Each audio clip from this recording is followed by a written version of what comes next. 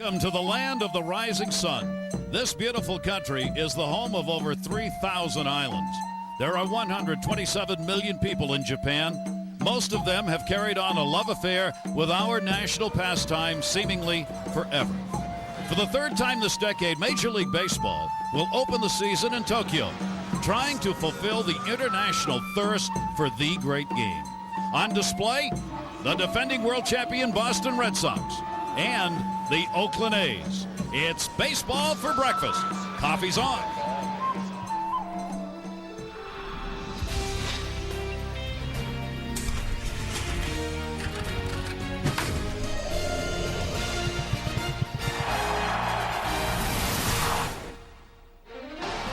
And welcome, everybody. Major League Baseball. This special edition on ESPN2 is presented by Bridgestone. For the third time in Major League history, an opening day game will be played in Japan as the Boston Red Sox will start the defense of their world title against the Oakland A's. Hi, everybody. I'm Gary Thorne along with Steve Phillips. Two sides of bacon and a big side of baseball as we welcome you for baseball for breakfast coming your way. The Red Sox indeed begin the defense of their title, and more importantly, perhaps individually, Daisuke comes home. Well, no player started the 2007 season with more fanfare than Daisuke Matsuzaka. For Matsuzaka in 08, multiply it by 100 as he not only pitches for the Boston Red Sox and for Red Sox Nation, but he pitches for his nation, the nation of Japan. He has rock star status here, and for good reason. He's been a legend here since his high school days. A great major league career, now getting it done in the States. A lot of energy and excitement here. It's going to be a lot of fun today. And as one of the writers said, it's Daisuke all the time, every day. Well, that's the way it's been, and these Oakland A's have had to watch all this. They've kind of been like, they just happen to be here team. This is a young team that would love nothing better than to start out with a couple of W's. Well, the Oakland A's are rebuilding. They traded away 4 veteran players in the offseason to bring in 13 prospects. It's one of the youngest teams they've ever had in their franchise history. But don't mistake, they have talent that on any given day they can beat you. We're going to see some of these young players today. Bobby Crosby, a key at shortstop of their season. 55,000 will be on hand here. The likes of Ruth, Gehrig, DiMaggio have all played here in Tokyo. So has Ichiro, and now Daisuke comes home. When we come back, we'll add to those names the first pitch of the new season. ESPN Major League Baseball is presented by Bridgestone, passion for excellence. And in part by Pepsi, the official soft drink of Major League Baseball. And Chevy, an American revolution.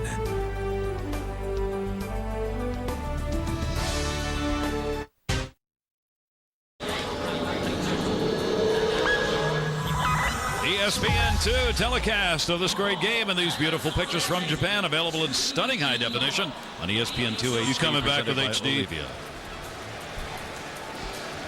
And we welcome you back, everybody, as we take a look at 55,000. It will be on hand here to see the Red Sox take on the A's. This is the Tokyo Dome, better known as the Egg to those who watch baseball games here in Japan. Terry Francona's ball club set to begin the defense of the championship that they won last season. Terry with a new contract ready to go in Boston for a long time to come. Well, he's exactly the right guy to manage this team. He's a different manager for all 25 players. He takes young players and veterans, blends them together, gets the most out of them, and really can handle his team. And tell you what, he's done a terrific job since going to Boston. All right, let's take a look at the starting lineup that we will see tonight. Now, Oakland, because this series is going to continue in Oakland, will be the home team. For the Boston Red Sox, Dustin Pedroia will be leading it off. Kevin Youkilis will follow him. David Ortiz, Manny Ramirez, and Mike Lowell, big part of the middle. And yes, it is Brandon Moss. J.D. Drew's back acted up just before the lineups were handed to the home plate umpire. So Drew is out, Moss is in. Jason Varitek, Jacoby Ellsbury, and Julio Lugo. Well, it's an offense that scored the 3rd most runs in the American League last year, and that was after a down year for Manny Ramirez and David Ortiz having knee problems, limiting his power production for the year, so it's a very potent offense. And the J.D. Drew injury as the A's take the field is certainly has to be of real concern here because J.D. Drew had a fantastic spring. He's played 2 very strong games with a couple of home runs here in Japan, and just said yesterday, I hope Red Sox fans are finally beginning to see who I am. And now he can't play. Yeah, unfortunately for him. But you know what? He'll be ready. They'll get that back loosened up, and he'll be back soon. It doesn't seem like it's anything too serious. There is Bob Guerin getting ready to go with the Oakland A's, a ball club that for the first time in 9 years had a losing season last year, going 76 and 86. Second year as manager. A lot of young players, a lot of new faces, a team that once again is going back to the starting blocks. Well, a very young team, but a team with a lot of talent and some kids that can swing the bat. The youngest team in their franchise in a long, long time. But Joe Blanton on the mound today, kid with pretty good stuff. Joe Blanton, we will talk about his numbers as we move along today because they are kind of indescribable in many ways, but the end result is a 14-10 record, Steve. Well, he's just 27 years old. You talk about 230 innings pitched last year, 3rd most in the American League. He throws strikes. You look at the walks, only 40 walks in those 230 innings, so he'll challenge the hitters. He will throw a lot of pitches. He tends to work with a lot of people on base and give up a lot of hits. In fact, last year, 269 hits against him, and an ERA on the road that was 5.11. So his ERA 2.69 at home and 5.11 on the road, distinctively different. And this certainly is a road game. Yes, it is. If you haven't noticed, yes, it is. when the names on the scoreboard look like you can't read them, it's a road game. Well, we'll see how Blanton performs here against an offense for the Red Sox that just can't wait to get it going. Ortiz was just launching baseballs here tonight. It is a very short porch, 328 each side. All right, let's take a look at the defense we'll see tonight for Oakland. Well, the Oakland A's, no Eric Chavez at third base. Jack Hanahan getting the start now. Chavez recovering from off-season back surgery. Had a setback during spring training. He's still working to get the inflammation out of the back. They want to get him back. Chavez, one of the better defensive third basemen in the game, and certainly an important part of their offense as well. And we're ready to go. This is the first game of the regular season of the 2008 championship season. Blanton making his first opener appearance. Pedroia stands in, and this season's underway with a strike taken on the inside corner.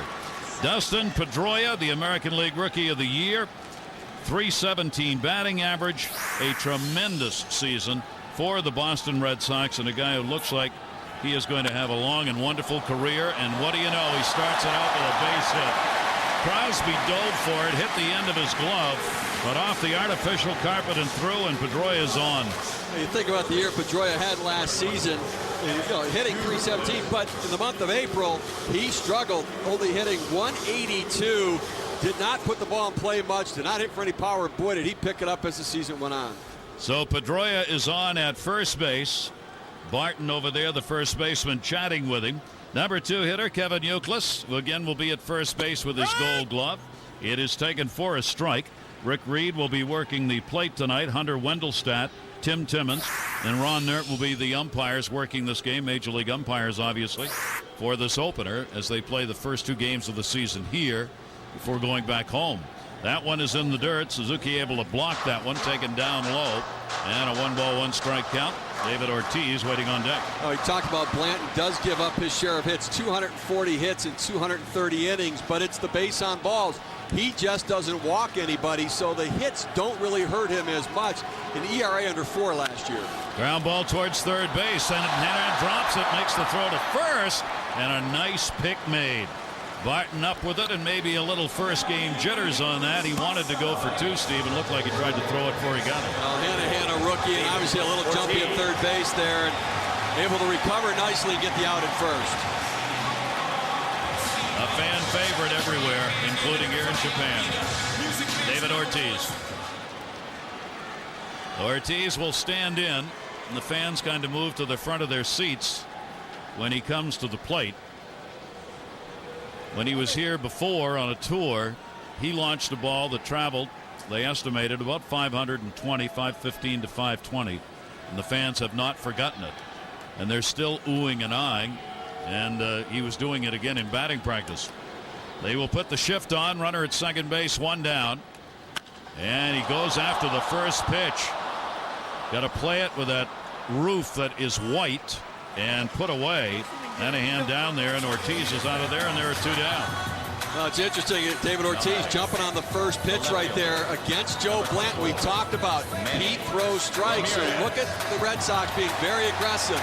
Manny Ramirez, 8 for 12 in his career against Blanton, has jumped on the first pitch very frequently, getting his base hits. We will be bringing you the sounds of Dice K when he comes out on the mound. He received a great ovation when the lineups were given. Obviously, it has been the big story over here with returning to his home city of Tokyo as he gets ready to pitch. Here's Manny Ramirez, RBI opportunity. 8 for 12, lifetime off. Blanton is Ramirez, and he will take that pitch down low for a ball. And this is a different Manny Ramirez, a focused Manny Ramirez. The whole offseason he spent in Arizona working out at the Athletes Performance Institute, getting himself in shape. He has never looked better than he does right now. Runner off second, foul back on a big cut. Interesting that all of the hits that he has had off Blanton, 8 of them, 8 for 12, they've all been singles.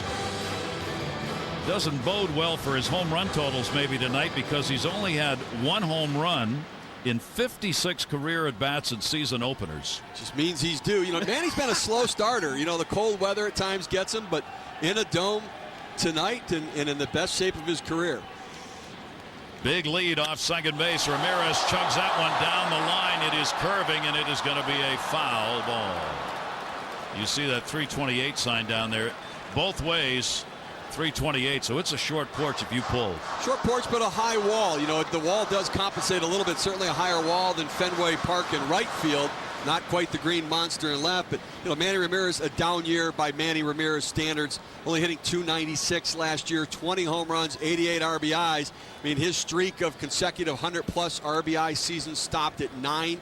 He wants to get back up on the board again in an early situation in the first game of the season. Manny Ramirez, of course, along with Ortiz, big RBI numbers. He hopes to put those up a little better than he had last year. His offensive season was the worst he has had with the Red Sox, and still it was very good. And that one up in the air down the line. Buck moving over into foul territory, and he will put it away, and Blanton is a very strong inning. Pedroia got the leadoff single but didn't go anywhere. No runs, 1 hit, no errors, and 1 left on base. Now what they've been waiting for is Dice K, Matt Suzaka, who's got to be feeling not pressure, but just the excitement of coming home to pitch in front of the fans of the city where he was raised, in addition to the fact, of course, that he was here for 8 years playing in the Japanese League, where he was a major star. And so successfully, and everywhere he's gone, the crowds have just been following him, yelling to him from the stands, and certainly the focal point of this game today. And Dice K, probably what he needs most of all is just to go out there and be able to get an inning under his belt and to just get all that over with and get back to pitching. I mean, he's pitched in so many big games and representing his country in the Olympics 2 times, the World Baseball Classic where he's the MVP, 106 in 60 in his professional career here in Japan. He's pitched with great success and an absolute legend from his time in high school. And here's the ovation. You will hear lots of these sounds tonight that will be like the Olympic Games that you hear in Europe. A lot of clatter, a lot of noisemakers. That'll go on all night long here. For the Oakland A's, let's take a look at this young ball club and the starting lineup that they will have in this ball game, as Guerin will have Travis Buck hitting in that leadoff spot, playing in right field. Mark Ellis, new name, Derek Barton's going to be hitting third. Jack Cuss looking for another repeat DH. Jamil Brown. Crosby needs a big season. Jack Hanahan starting at third. Their secret weapon, Kurt Suzuki, working behind the plate. Suzuki's also in a homecoming situation, and Ryan Sweeney will be playing in the outfield. Well, not great speed in that lineup, not a lot of power, but they're going to have to try to find ways to manufacture some runs. Dice K faced Oakland only once in his rookie season last year, and Oakland came away with a win against him. So the hitters in the Oakland lineup obviously have had only that one chance to take a look at his stuff. Well, the scouting report on Matsuzaka has always been the assortment of pitches. None of them completely overwhelming, but the fact he can throw 7 different pitches, 4 strikes at any time in the count has been a key. He's gone to a 2-seam fastball this year, adding that into his arsenal as well. Steve, probably the 2 things the Red Sox are going to look most for from Dice K, along with the 2-seamer, the changeup, yes? Yeah, I think he has to change speeds. He went to the slider so much for his out pitch last year. Hitters looked for that. It was everything hard. He has to have that soft secondary pitch to go to. Travis Buck will be leading it off. A's are the home team for both of these games. Buck making the start in right field. Last season, a very solid year at the plate. The .288 average, 7 home run. Picked up 82 hits on the season. Wants to stay healthy. Look at the flash bulbs. First pitch is grounded towards second base. Pedroia's got it. 1 pitch and 1 out. Well, that's what they want too. They want efficiency. And you know, Matsuzaka last year threw a lot of pitches, threw a lot of innings in a longer season in the United States. They want to try to keep him fresher over the course of the season. So if they get to October as they hope, he's got a fresh arm. We certainly want to welcome all of you who are having breakfast east of the Mississippi. Those of you who are trying to figure out if you ought to go to bed on the west of the Mississippi, stay up. Yeah, don't go to sleep. Stay up, cook, have an early breakfast, and you know, sleep's overrated anyway. Ask any of these guys who are on the trip. One away, here's Mark Ellis, great second baseman for Oakland. And Matsuzaka will miss with that one down low. Ellis will be a big part of this team. You see the time on the clock there. It's about 20 minutes after 7 in the evening here in Tokyo. Outfield pretty much straight away on him. And Ellis will rock that one left field. That is way back, warning track wall. And sayonara! Home run! And Oakland takes the 1-0 lead as Mark Ellis drills it.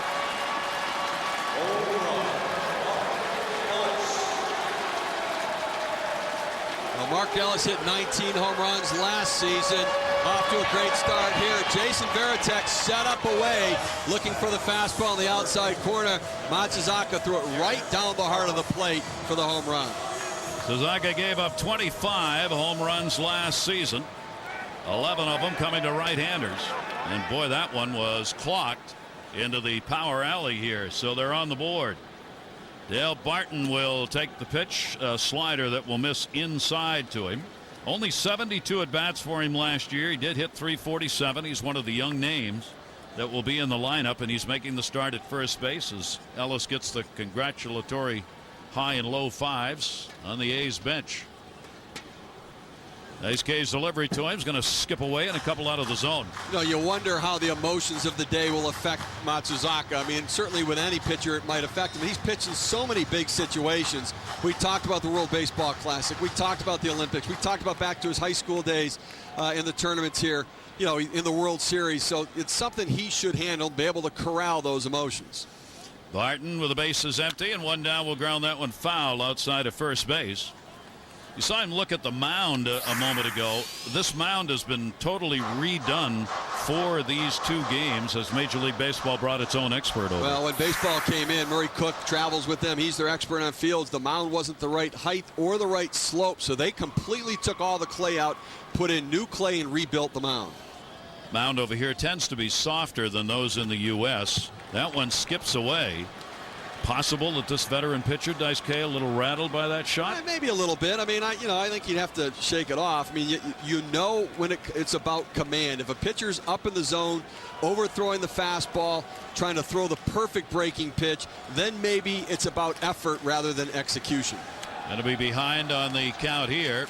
3-ball, 1-strike delivery to him. A fastball that misses and the walk. And Barton is on. And maybe not too early as you look at Terry Francona to keep in mind. Francona has said, look, I know it's his homecoming. I know he'd love to go out there and pitch a complete game. We're not going to do that. Maybe 90 pitches, maybe, depending on how it's going. I mean, it's already a great story having him here, but the one thing you don't want to do is certainly do anything to hurt him. And with Josh Beckett on the shelf right now, it makes Matsuzaka that much more important to this team of the Boston Red Sox. You saw his numbers on opening days here in Japan. Hasn't fared all that well.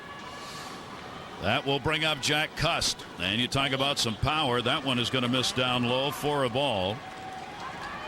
Cust, a .306 career hitter against the Boston Red Sox.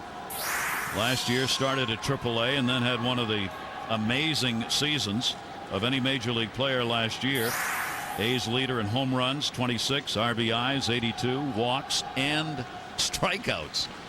So if Cust hits it, it generally goes a long way, although there'll be a lot of times he won't hit it. And if he doesn't hit it, he swings and misses. And the unique thing about him is he chases the fewest pitches out of the strike zone of any hitter in the major leagues. So when he swings and misses, he's usually swinging and missing at pitches within the strike zone. There are times he just does not catch up with a fastball, but when he does, he can do some real damage with it. You know, see Jason Varitek going out talking to him. Getting Matsuzaka to smile and laugh a little bit right there to relax is a good thing.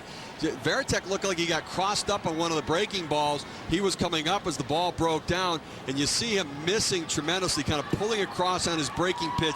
That's when a pitcher's trying too hard. He's trying to throw the best breaking pitch he can instead of throwing it for a strike.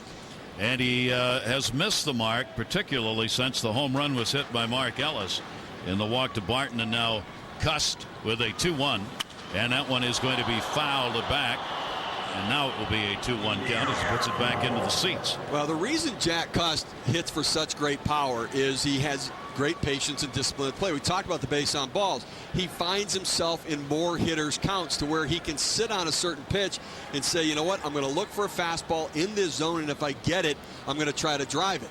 Unfortunately for him, he'll swing and miss at someone try to pull off of it, but you have to look at the numbers. He was very productive for this team last year. Designated hitter, 1 for 2 against Dice K last season, and takes the big cut. And there's the off-speed pitch we were talking about that John Farrell, the pitching coach of the Red Sox, says this will make a huge difference. Well, you saw the grip. That's the changeup right there. That's the pitch, particularly to left-handers, that he has to use more this year. Stay away from that slider, running it in on the hands. Throw that changeup, get him off balance, looking for the fastball and going soft. 2 ball, 2 strike count, 1 down. Barton on at first base, being held by Euclid. Here's the 2-2 delivery by Dice K, and that'll miss way inside and hit him. That one got a piece of him, and Dice K continues to struggle here. When he's missing after the home run, he's missing by a lot. 2 on, 1 out. Gary, his release point just seems to have escaped him right now. You see him on this pitch. They set up inside with it. He just throws it way down at his feet. He just is holding on to the ball a little bit too long. You know, the tendency when you try is to squeeze the ball. You try to think you're going to muscle up. He needs to relax. Emil Brown now will come to the plate with runners on at first and second base, and only 1 away as Dice K will look for the ground ball here and try and get 2. Emil Brown, that one's in the dirt, and Varitek is getting a workout here in the first inning defensively behind the plate. And those pitches are all over the place on him with runners on. I mean, right now he has to anticipate the bad pitch because the potential of getting 2 more runners in scoring position and a big hit coming through, he's got to get them back into the zone. Now Varitek, a veteran catcher, has dealt with pitchers in this situation in the past. Emil Brown coming over from Kansas City, free agent wise, swung out and missed. Good movement down and away. Brown will try and put a little pop into their lineup as he'll be playing out in left field. Kansas City the last 3 years, he's a Major League .262 career hitter, and only 6 home runs last season in 366 at bats. 1 ball, 1 strike delivery. Dice K in the dirt, gets away. That's going to be a wild pitch, and there are 2 in scoring position. This is not the return home Dice K had in mind. Well, the Oakland A's as an organization preach plate discipline and patience. Daisuke Matsuzaka cannot throw a breaking ball for a strike right now. You have to sit dead red, look for that fastball, and try to put it in play. And from Matsuzaka's perspective, he's got to think about the changeup instead of going to the breaking ball. He cannot seem to throw that for a strike right now. Long way from home plate to the backstop, so if there's another one in the dirt, that runner is going to score. Barton at third base. 1 ball, 2 strike delivery. Takes the pitch. 3-1. What a first inning. He got the first out on Buck on 1 pitch. Then Mark Ellis hit the home run. He walked Barton. He was all over the place. He was all over the place on Cust and then hit him. And now he's gone to a 3-1 count on Emil Brown with 1 down and 2 in scoring position. Dice K's delivery came with a heater, and Brown couldn't catch it. Yeah, a little cutter there. He got Emil Brown to swing at the 1-0 pitch and chase it off the plate. He went back off to the corner there as well. Now let's see if they change up location or whether they're going to stay on the outside part of the plate. Brown 316 with runners in scoring position last year. Solid number when he had chances. Big pitch here for Matsuzaka to him, and he lets it go outside, and he walked him. Wow. Home run, walk, hit batter, walk. John Farrell's got to be coming out, doesn't he? I would think go out there just to settle him down a little bit, get him to relax. Now, you had first base open there, and he had the ability to work off the plate to get him to chase, knowing that Crosby coming up has struggled over the last couple of years swinging the bat. Here is one of the great stories to be followed in Major League Baseball this season at the plate. A .228 batting average for the last 2 years, the lowest in the majors for over that period. And yet, and Steve and I were talking about this the other day, if you ask baseball fans about Crosby, it is a name that has attractiveness as a star to it. Well, as a rookie, hit 22 home runs. You thought, boy, he's going to be one of those young offensive shortstops. But injuries have hampered him and certainly hasn't had the production over the last couple seasons. Crosby with the bases loaded. The A's a real chance here. He swings right through that one. And a 1-ball, 1-strike count as Dice K looks for a big out. It really looks like on Matsuzaka's fastball that he's pulling across his body. Everything's going off the plate a little bit. Instead of setting up on the corner, I think Jason Varitek's got to bring him back to the heart of the plate and then let the ball do the work to move to the corner. 1-ball, 1-strike delivery, sacks full, and again gets that one by him. Pretty undisciplined cuts right there by Crosby. Now Matsuzaka reared back, put a little something extra on that fastball. That was the best fastball we've seen. Trying to run it by Crosby, figuring if he can't get his breaking ball over, he needs to put something more on the fastball. 201 strikeouts last year, 6th best in the American League for Dice K. Bases loaded, the delivery, and that just misses. Varitek wanted that call. He held it a bit for Rick Reed, the home plate umpire. And it'll be a 2-ball, 2-strike count. Well, that's a tough pitch right there. That's exactly where you want to throw that one. Bury it down and away. If he puts it in play, hopefully he'll roll over, get a ground out, and a force out at the easy base. 2-2. Runners with their leads. That ball, slow roller. This is going to be a problem. Got to go to first base and gets the out. It will be an RBI on the out, though, as Barton will score the second run for the A's. Good play made. Matsuzaka took a look to see if it was he or Lowell who was going to have to play it. That's some kind of athletic play here, getting off the mound quickly, reacting to the ball.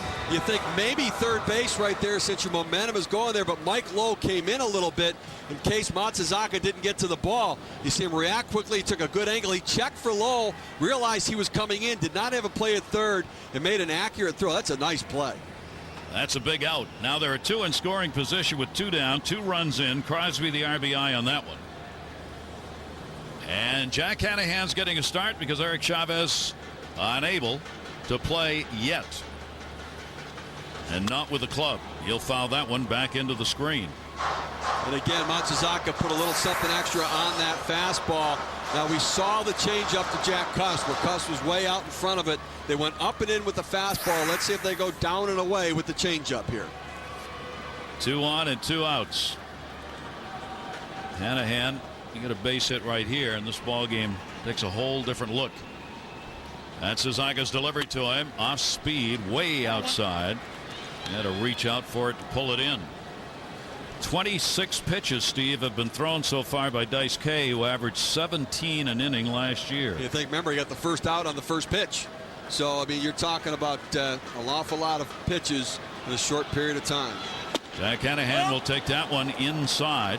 Hanahan, 28 years old, Oakland, 41 games last year, spent most of it with the Mud Hens in Toledo when he was in the Detroit Tiger organization. Now with Chavez out of there, he gets a real opportunity here to play some baseball early in the year. Chavez with a back surgery, and they're not sure if they're going to have to DL him at some point or not. Swung on a miss. Good pitch inside.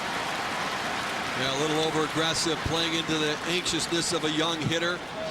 First at bat of the new season, a chance to play on opening day and come up with runners in scoring position, trying to do a little bit too much. A big out right here. If Dice K can work his way through and give up only 2 in the inning, They had the bases loaded, Oakland did, with only one down. 2-ball, 2-strike count. Custon Brown, the base runners. The delivery is taken up high. Boy, these Oakland hitters, if they ever want to be patient, it looks like this opening game is one where it might work. Well, Daisuke's gone away from the breaking ball. We said earlier he can't throw the breaking pitch for anything near a strike. He's bounced him in the dirt with a runner on third. Veritek has gone all fastballs right here, just trying to get through this inning so they can regroup. Now the 3-2 with 2 down. Long look. Daisuke delivers. Swung on it. Missed. Got him. So a big strikeout, but a couple of runs score. Only one hit in the inning. No errors, 2 left, and it is a 2-0 A's lead.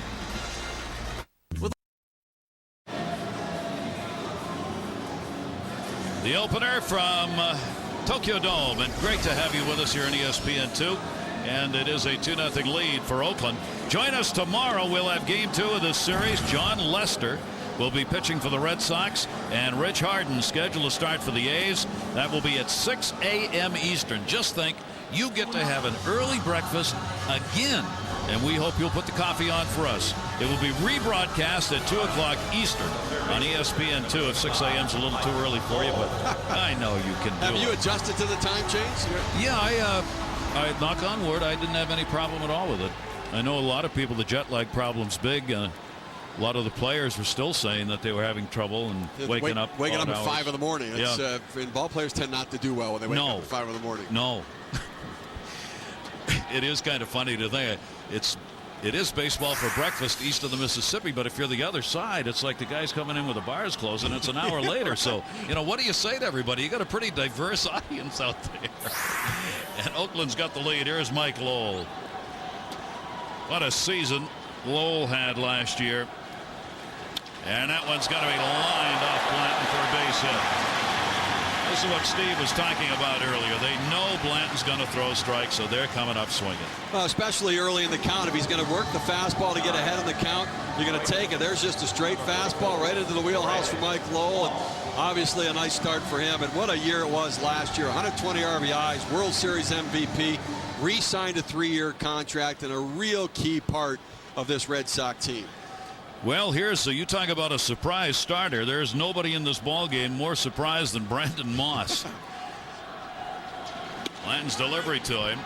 Moss was added literally just before the lineup cards were handed over to the home plate umpire. He was not supposed to start. J.D. Drew, who, as we said, has had a great spring and was ready to play, had a tightness in his back develop during the pregame warm-up, so came out of the lineup, and that's all we know at this point. Well, but Brandon Moss, looking at an opportunity for him where it's a crisis for one, it's an opportunity for another. And sometimes if he had had a week to think about starting on opening day, he might have been a little bit worried about it. But now it's just strap it on, get out there and try to be aggressive on a pitcher who likes to throw strikes. 24-year-old was at AAA Pawtucket last year, hit .282 and was Pawtucket's MVP. He will foul that one back. He has played only 15, now 16 major league games. Last season's when he played all of those ball games, and this is his 7th pro year. Swung the bat very well in spring training, and last year tied Wade Boggs' doubles record in Pawtucket, 41 doubles, so certainly a guy that can swing the bat. And a breaking ball that's going to miss down low to him. Steve, we ought to talk about, let's go with the Red Sox first, about their roster and who's on and who isn't. Well, again, they came over with they can have 28 players to choose from, and each night they have 25 active players. There's a chopper towards second base. Underhand flip will get one, and that will be it. Force play. Moss on it first. Nice play right there by Mark Ellis, ranging up the middle. And you look at this Red Sox lineup, they went with 11 pitchers, 14 position players.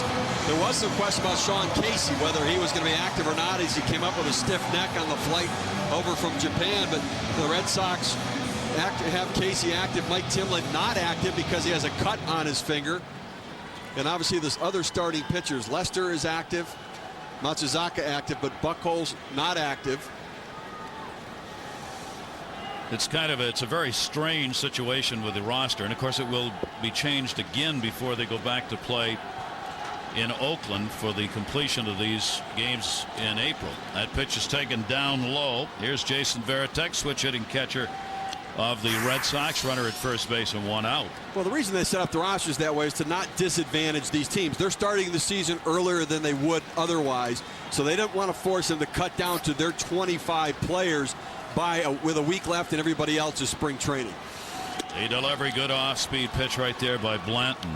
For the Oakland A's, Mike Sweeney, they got him from AAA and added him to the roster, so he's here. Kiko Calero, the pitcher, has gone on the 60-day DL with a torn rotator cuff. Chavez not available. Chad Godin not available. He's on the 15-day DL, as is Chavez. Blanton's pitch, fastball, is going to be taken for a strike. Giorgio Pettit went to Sacramento, so they reduced their roster by doing that. And then Justin Duchère and Dana Eveland, who's going to be the 5th starter, are not eligible to play here in these 2 games.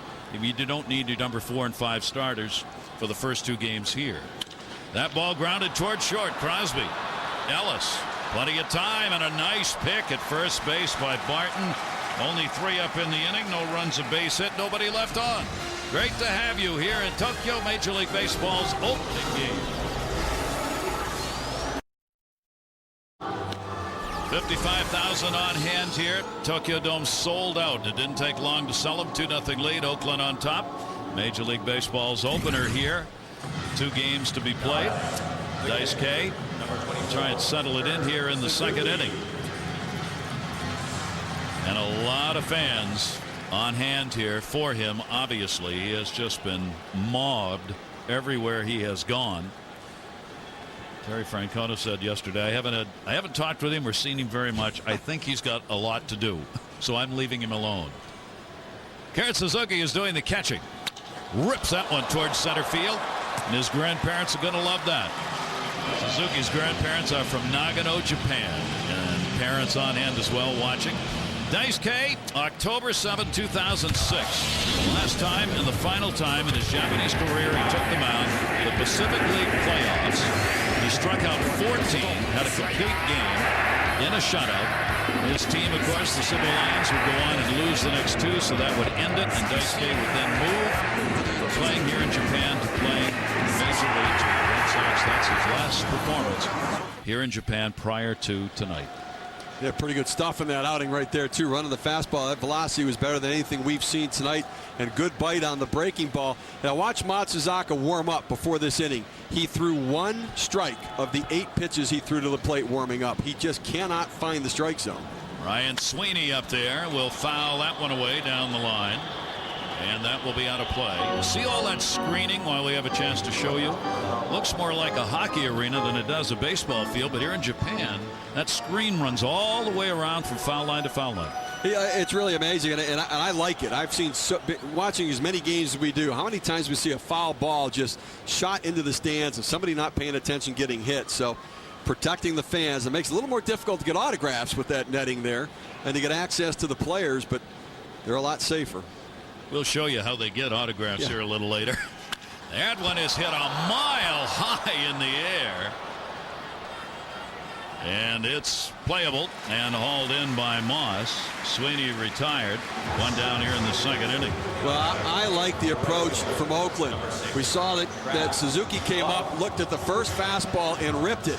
Daisuke Matsuzaka cannot throw anything but his fastball for a strike right now. So as a hitter, you don't look for anything else. Anything else other than a fastball is a take pitch. You look at it, he has to prove to you that he can throw a secondary pitch for a strike. Otherwise, sit on that fastball.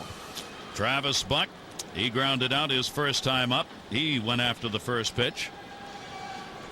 Runner on at first base now. The infield set for 2. Lowe will play in a bit at third base as Buck, if given a chance, will lay it down. Off-speed breaking ball in there for a strike. And that's the way to do it, to try to get a feel for it. Throw it strike 1 where you know they're looking for the fastball and it doesn't penalize you that much. You're not falling that far behind.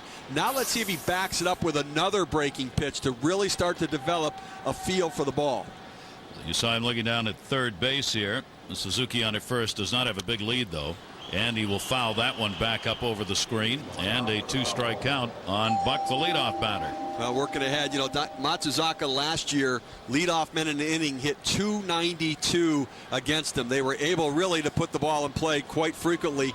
He was much better out of the stretch. only 222 with runners on base and really shut them down with 2 outs and runners on base. Not a big lead again at first base. 2-strike pitch, foul back into the screen again. Ended up 15-12. Suzaka had a real roller coaster kind of season last year, as there were points where he won a lot of games and looked impressive. Then he would lose ball games and be ineffective. Then he'd find it again.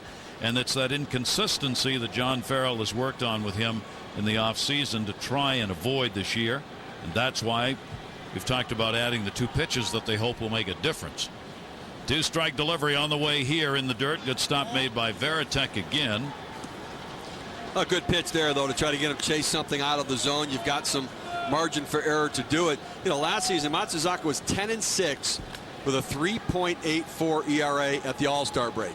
After the break, 5-6 record and a 5.19 ERA. That's fatigue. That's the length of the U.S. season taking its toll on a pitcher. Looking at first base, not going anywhere. Slider's going to miss inside, and that'll even the count up at 2 balls and 2 strikes. There's Billy Beane, who's going to be joining us tomorrow night during the game. The GM for Oakland is in the process of redoing this ball club, so we'll have a chance to talk with Billy about just what he's doing and what the plans are for this young team. 2-2, runner not going. Slider misses inside again, and the count goes full. 3 balls and 2 strikes. That was Beane's owner, Lou.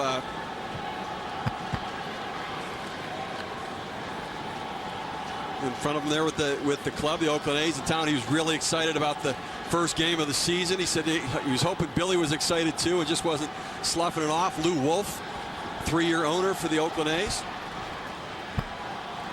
See if the runner goes here with 1 away. 3-2. He's going. Swung and a miss. Chance for a double play. Not this time. Lugo tried to deke him, looking into the outfield as though the throw had gone over his head.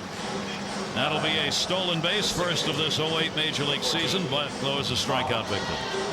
Bob Guerin running a little bit there. The Oakland A's had the fewest stolen bases in the American League last year. They just do not tend to run, only 52 bases.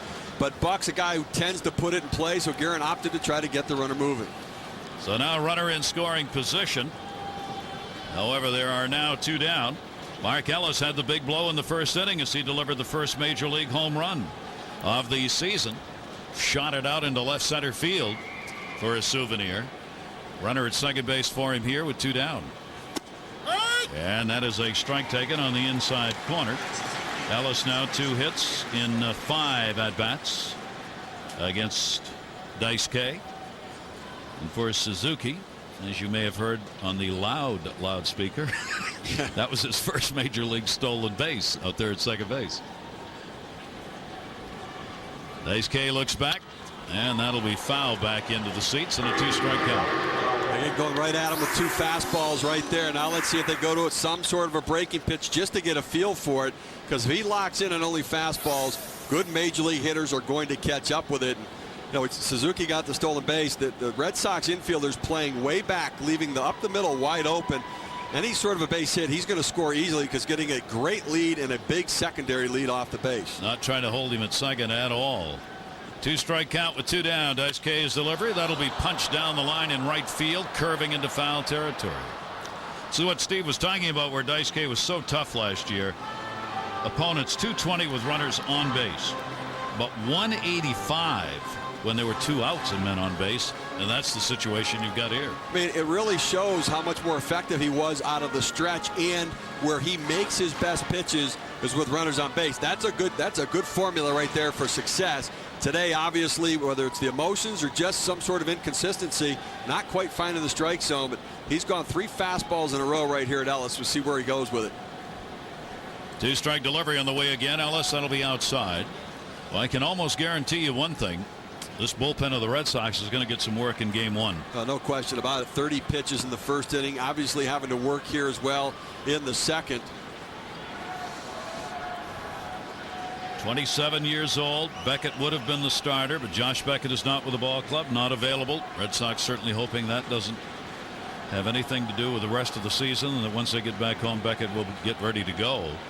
Obviously, a huge part of the championship ball club. Again, that one's going to be popped back. Varitek trying to find it, and it'll end up over the screen and foul. I'm a little surprised they keep going with fastballs right here when you've got them set up for something soft to be able to do it, and you have a count in your advantage right now, on a 1-2 count. You know, to throw him something soft, even if it's not for a strike, to get him off of the fastball so that maybe you can go back to the fastball with the next pitch. For those folks waking up or trying to, the A's have a 2-0 lead. Mark Ellis got a home run in the first inning. Crosby had an RBI and a ground ball out with the bases loaded. Daisuke had a tough start. Joe Blanton working for Oakland here in game 1. And that's going to be in the dirt. Varitek will block that one and hang on. A good pitch down to the dirt there. We see Ellis's first at bat of this game in the first. And a fastball they set up away, just ran in on the plate, right up in the zone in his wheelhouse to drive it out of the ballpark. He did not execute his pitch. They set up away. He threw it up and in. And that's where you get hurt. So the second batter he faces on the year delivers the long ball. Runner off second base here with 2 away. Here's the 2-2. Breaking ball again. I'm laughing because Jason Varitek, I'm just feeling so bad. I mean, here's this all-star catcher, leader of the Red Sox. In game 1, he's taken he's already bounced all over the place, and we haven't even got through 2 innings. You talk about range for defensive players, how much ground they can cover. Well, he's showing his range tonight behind the plate because he's had to move from right to left all night long. And he's been crossed up a couple of times and still went to the mound and got Daisuke to smile in the first inning when things weren't going so well. He's going to have to go fastball right here. I mean, you do have first base open, but Barton up next, left-handed hitter. You've got to go fastball because he cannot throw the breaking pitch near the plate. Ellis 3-2, runner at second base. And in the dirt and walked him. So he's got 3 walks, 2 strikeouts, a home run, and a hit batter. And we're still in the second inning of this game. Wow. And Terry Francona, head down. Not what he wanted to see, not what the Red Sox fans, and there are lots of them here in Japan to see this series. Virtually all the fans are staying at the same hotel where the ball club is, and it is amazing. You'd swear you were in Boston some mornings walking around in the lobby. A lot of Red Sox Nation here. 49 pitches. This will be pitch number 50 to the second inning. Dale Barton now 2 on. There are 2 down. Barton, off-speed delivery. There's that changeup again, and it's in for a strike. Now he's been able to throw the changeup for a strike to left-handers. He threw one to Jack Cust earlier. Throws that pitch to Barton right there. I tell you, Barton walked his first time up. A young guy. You like that patience, taking that pitch there. This kid is going to be a good hitter. Daisuke with a delivery to him. That one just missed down low and again stayed a little bit off. Barton is only 22 years old, and what is going to be one of the youngest teams in the majors. Barton is going to be their youngest player, and the intention is, if he performs at all, he's going to have a chance to be out there at first base. That's his job. Held up on that one, and it misses inside, and Daisuke falls behind again, and he did not go around. You know how those people out there listening to have fantasy baseball drafts? Well, Barton is a kid who's going to have a lot of RBIs, not a lot of power in his arsenal right now, but he'll get to that. But he's going to drive in a lot of runs for a good average. Bullpen already warming up. Tavares, a swing man, and that's way outside. And boy, Daisuke is, I mean, it's only a 2-0 ball game, but he's just struggled. And I don't understand where John Farrell, the pitching coach, hasn't been out for a visit yet. I mean, just to give him a rest out there. He's thrown so many pitches in a short period of time, just to back off and catch his breath a little bit. Hitters count right here. 3-1 delivery with 2 down, and that ball will be fouled off as he tried to wind up on that one. And the count will go 3-2. So the runners here are going to be going. Lead runner Kurt Suzuki at second base. Mark Ellis, who drew the walk, is on at first. They'll take off here on the delivery. 3-2. Daisuke got the big out that he needed on Hanahan, and really Crosby too on the ground ball when he had the bases loaded, 1 away in the first. Now he's trying to get out of this inning and not surrender anything. 3-2. Runners go and the bases are loaded. And boy, the fans, you can just hear the booing and eyeing like, what is wrong? And you see John Farrell now going out to the mound, and you know what's dangerous here is Jack Cust can turn a fastball around pretty good. He is not a good breaking ball hitter at all. I mean, he really struggles on the breaking ball. Only hit 170 on non-fastballs last year. The good news for him right now is Matsuzaka cannot throw a non-fastball for a strike. He's struggling even with the fastball, so Cust is going to sit on a fastball with the bases loaded, nowhere to put him, and try to turn one around. And as we say, this is why the games get played. The expectations are many. And for Dice K to get a start here at home, he obviously wanted to perform, desperately wanted to perform well, and finds himself in a big hole. Red Sox obviously a long way to go in this ball game, but it may not be a long way to go in this game for Dice K if he surrenders a base hit here. But he's got 2 down. 2 down, bases loaded. Second time the A's have loaded him up. They got 1 run in the first inning on the ground ball by Crosby. Now Cust, who was hit by a pitch, hit in the foot first time up, will stand in here. He went 1 for 2 last year off Matsuzaka. Fastball's right there for a strike.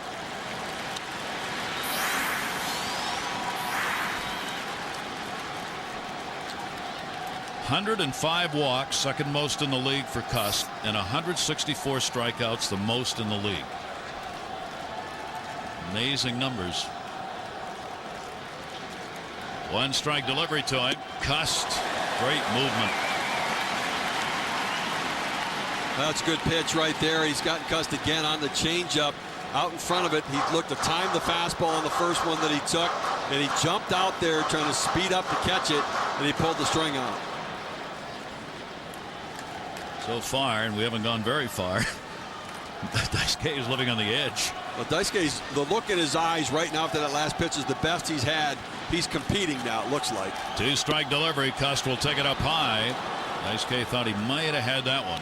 Went to the changeup again right there, trying to pull the string and get him out in front. Well, all the hitters around Major League Baseball will be taking note of how many off-speed pitches Daisuke has already thrown in this game. Doesn't mean he necessarily will in the future, but clearly he's confident enough to throw that in many different situations. And Cust, big cut, fouls it back. That's the difference right there when you got a changeup, Steve. Cust, if he'd seen a couple of fastballs, he would have jumped on that and drilled it. That's right. I mean, when you have 2 strikes, you have to look fastball but adjust off speed. But he just saw 2 changeups, so it was planted in his mind. Maybe he'd go soft again at me, and he was behind the fastball. Keeps that count at a ball and 2 strikes, 2 away. Bases loaded here. Suzuki, Ellison, Barton are the base runners. And got him on the inside corner. 3 strikeouts, 2 in the inning. No runs, a hit, no errors. 3 left on, 5 left on in the first 2 by Oakland, up 2-0.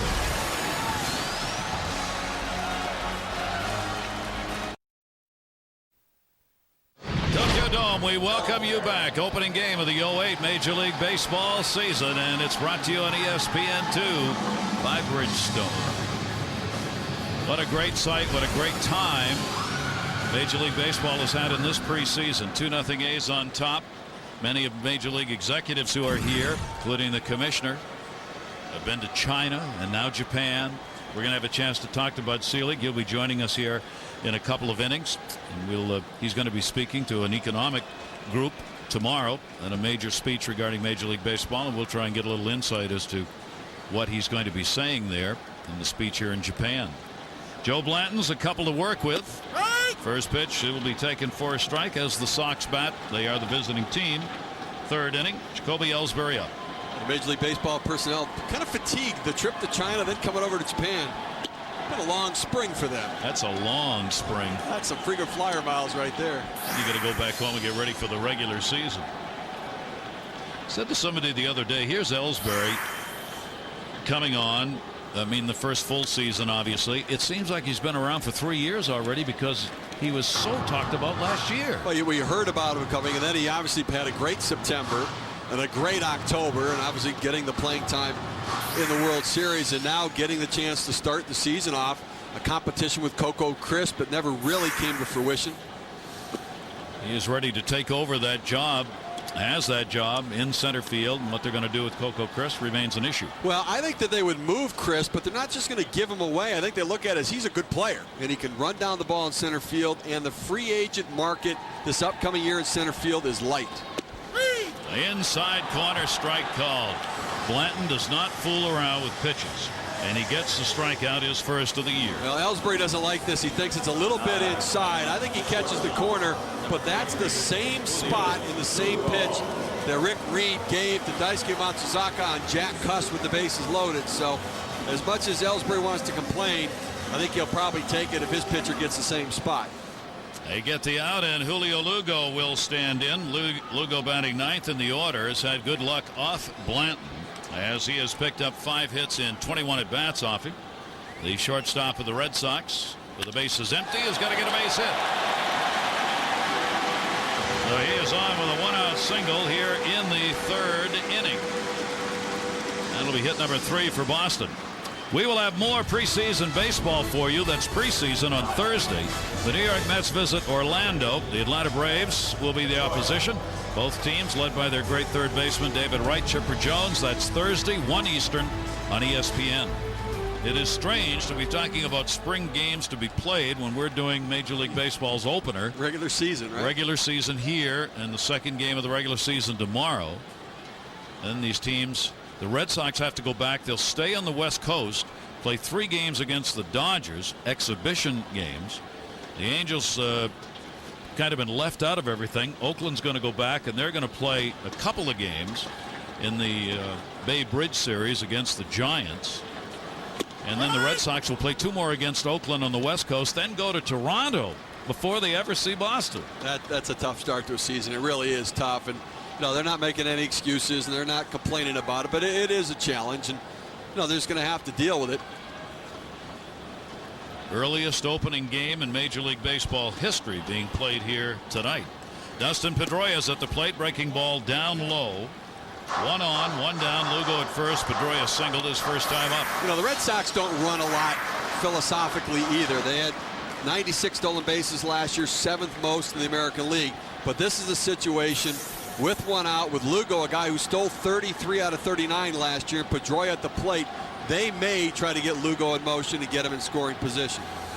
Short lead not going here. Big cut, and Pedroia will foul that one off as Blanton continues to throw strikes. It's funny with Dustin Pedroia. I mean, he's a little guy, 5'7", with lifts, if that.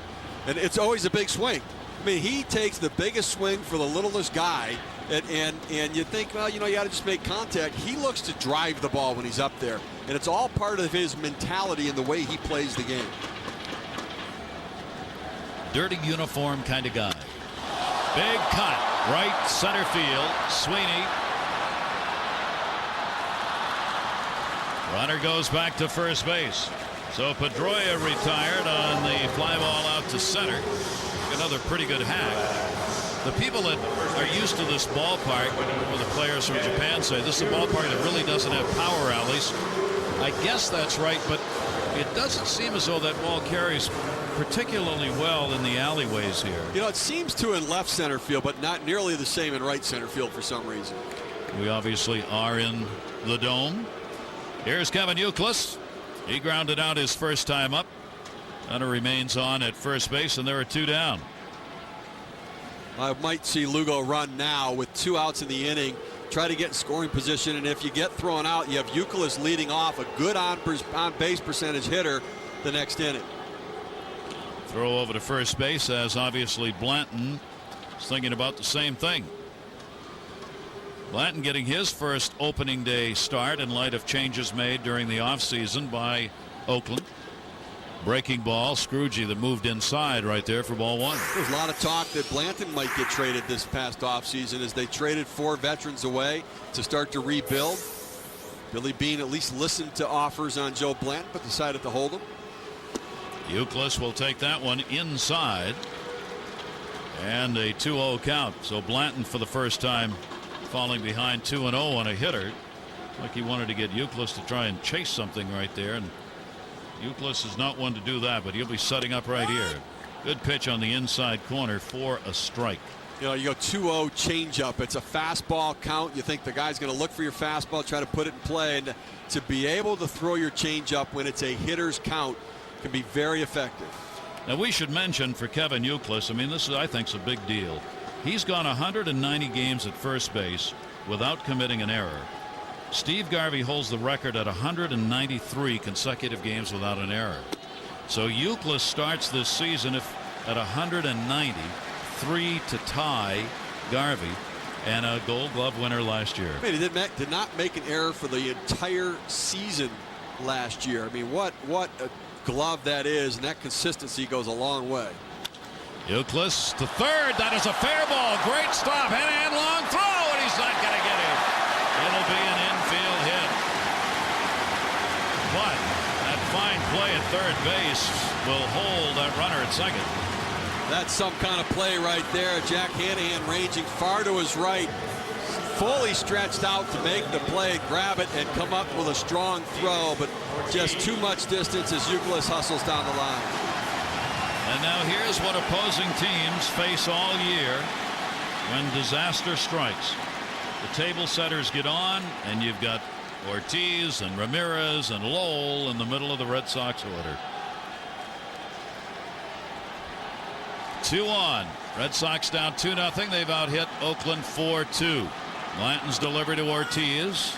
That is taken for a strike. Ortiz popped out his first time up. The fans in Japan love David Ortiz. I mean, when he came up in the exhibition games against the Yomiuri Giants and the Hanshin Tigers, he got such a round of applause, hit home runs in those games, and they cheered for him, even against their own teams, because they love this guy. What a personality.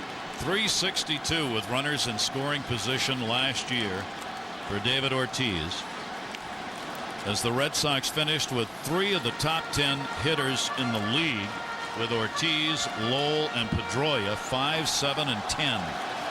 That's what you face in this lineup. Way outside, Blanton overthrowing that one a little bit, and a 1-ball, 1-strike count. You're right. He went soft on the first one and then tried to run a fastball by him, overthrowing a little bit. And you're right. This is why this team is so good. They're down 2-0. It's felt bad for them the first 2 innings, and it can change like that with one swing of the bat. Ortiz with 2 on. And again, Blanton way up high with it. And Suzuki wants to go out to have a word as he works it to a 2-ball, 1-strike count. And this is where Suzuki's learning. A young catcher trying to figure it out. Came up mid-season last year after Jason Kendall was traded. How to deal with the pitchers, how to work them through a game. He saw Blanton overthrowing there. You saw him, look, slow yourself down, calm down a little bit, hit your spots. Dangerous spot right here. Ortiz, second base, shift on, comes up with it, makes the play over to first, and that's why you play the shift. Ellis was there to get the out. No runs, a couple of hit, no errors. The Red Sox leave 2, and the A's have the 2-0 lead.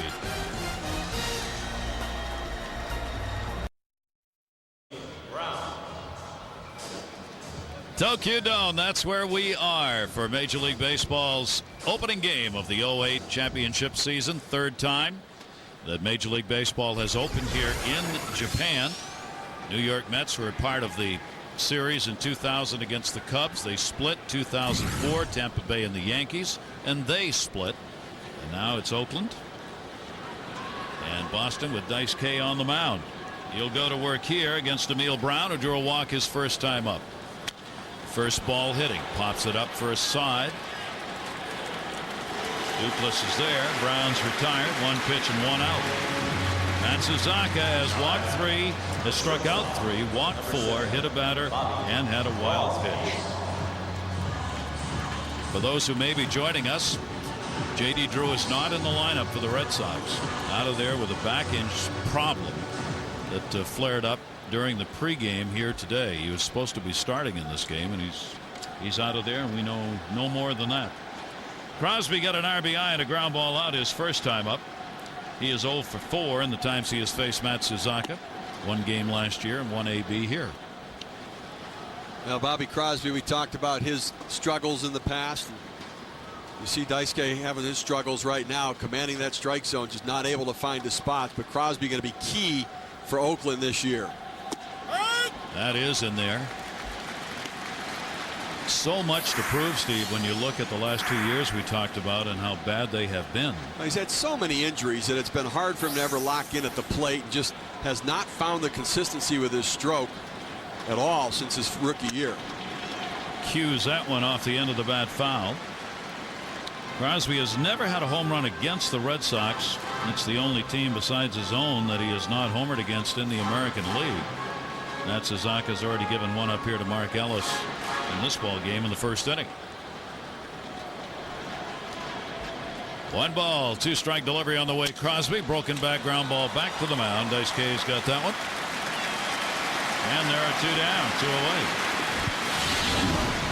1998, Yokohama High School. Matsuzaka was the school's ace pitcher, as you might have expected. Threw 90 miles an hour, 208 strikeouts, and pitched a no-hitter in the National High School Tournament Championship. Second no-hitter that ever had been pitched in a championship game. And somewhat ironically, that same national championship series is being played right now here in Japan. There are games on TV this afternoon. Now the Koshien tournament, I think the more amazing thing, the quarterfinal game, he threw 250 pitches, went 17 innings, and got the win.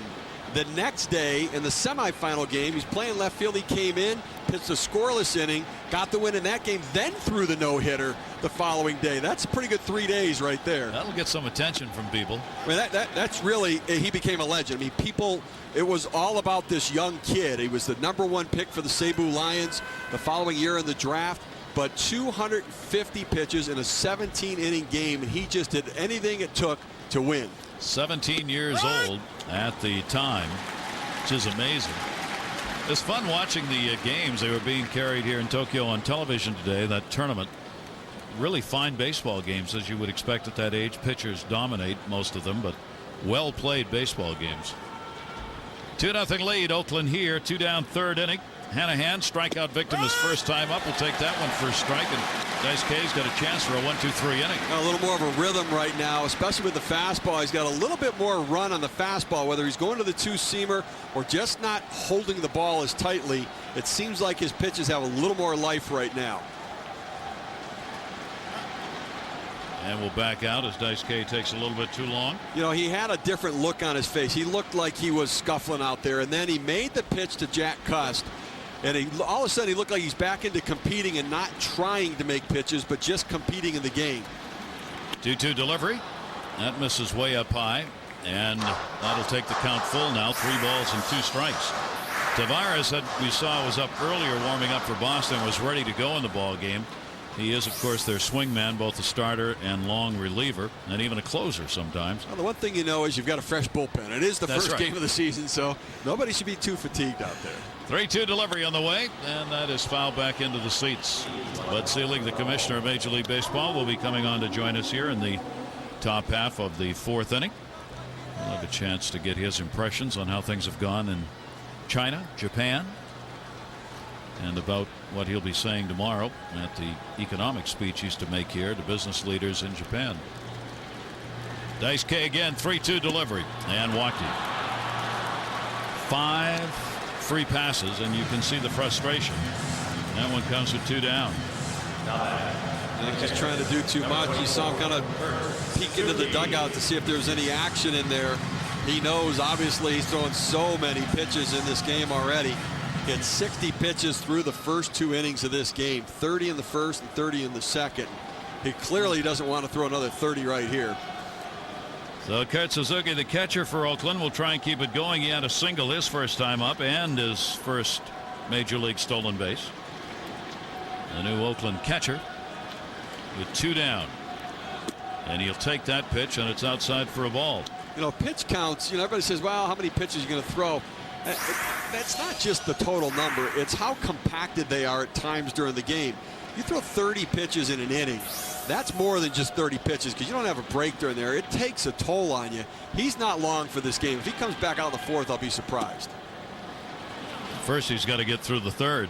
Misses down low with that one. Chance for a 1-2-3 inning by the wayside on a walk, and now he falls behind here on a 2-0 count. We were saying in Suzuki's first at bat, they've kind of had some fun with him here with all the attention given to Daisuke and Okajima that Oakland says he's our secret weapon. That one lined to short and hauled in by Lugo. Super Ruppin hit a laser right there. Commissioner of Major League Baseball joining us when we come back. Tokyo is the site. 2-0 Oakland.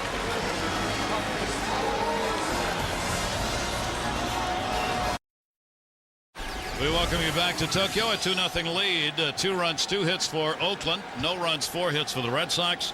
Mark Ellis has had a home run. Crosby an RBI and a ground ball out. Joe Blanton on the mound. Manny Ramirez up, takes the pitch inside for a ball. Flied out his first time up. And we welcome the commissioner, Bud Selig, joining us here. How you doing? Okay, Gary. Traveling, Steve, nice to see you. Yeah, it's. I'll tell you one thing. Last night was a long night. I got 2 hours of sleep and didn't know what to do the rest of the night. Well, you could have gone walking with Steve because he's been up most of the night. Steve, if I knew you were out, I would have called you. I'll tell you what. If you can't sleep tonight, call me. I'll call you. We'll walk and we'll go through every division, figure out who's going to win. I like that. That's a good plan. That's a good deal right there. Blanton's got a 1-ball, 1-strike count on Manny Ramirez. Takes it outside. Commissioner, we start with first of all, talk about China, Japan, how it's gone, and what you see. Well, Beijing was an amazing experience, Gary. I went there with significant trepidation because we really didn't know what to expect, and it was just an amazing experience. And I'm really looking forward, quite frankly, to that's the beginning.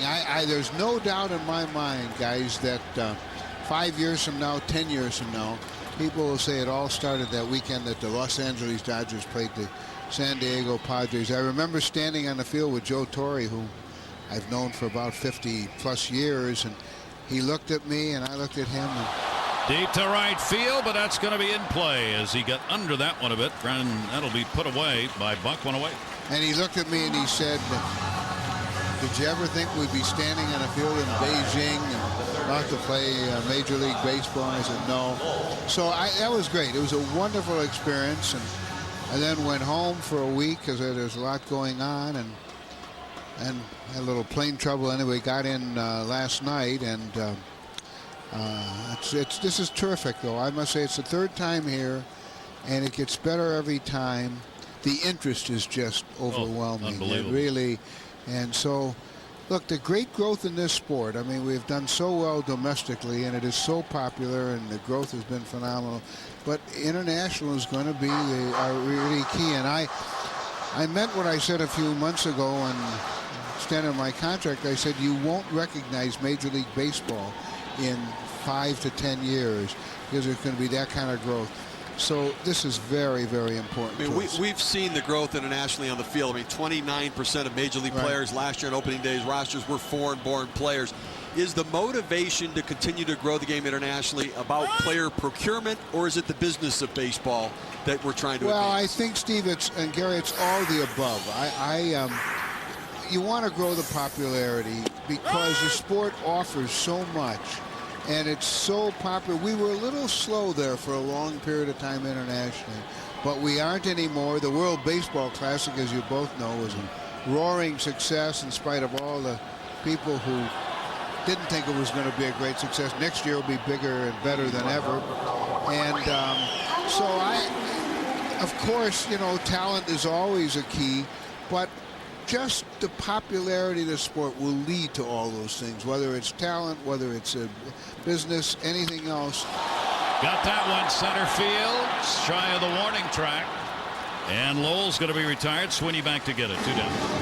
It's a good thing I'm not calling the game. I had to call both those out of the ball.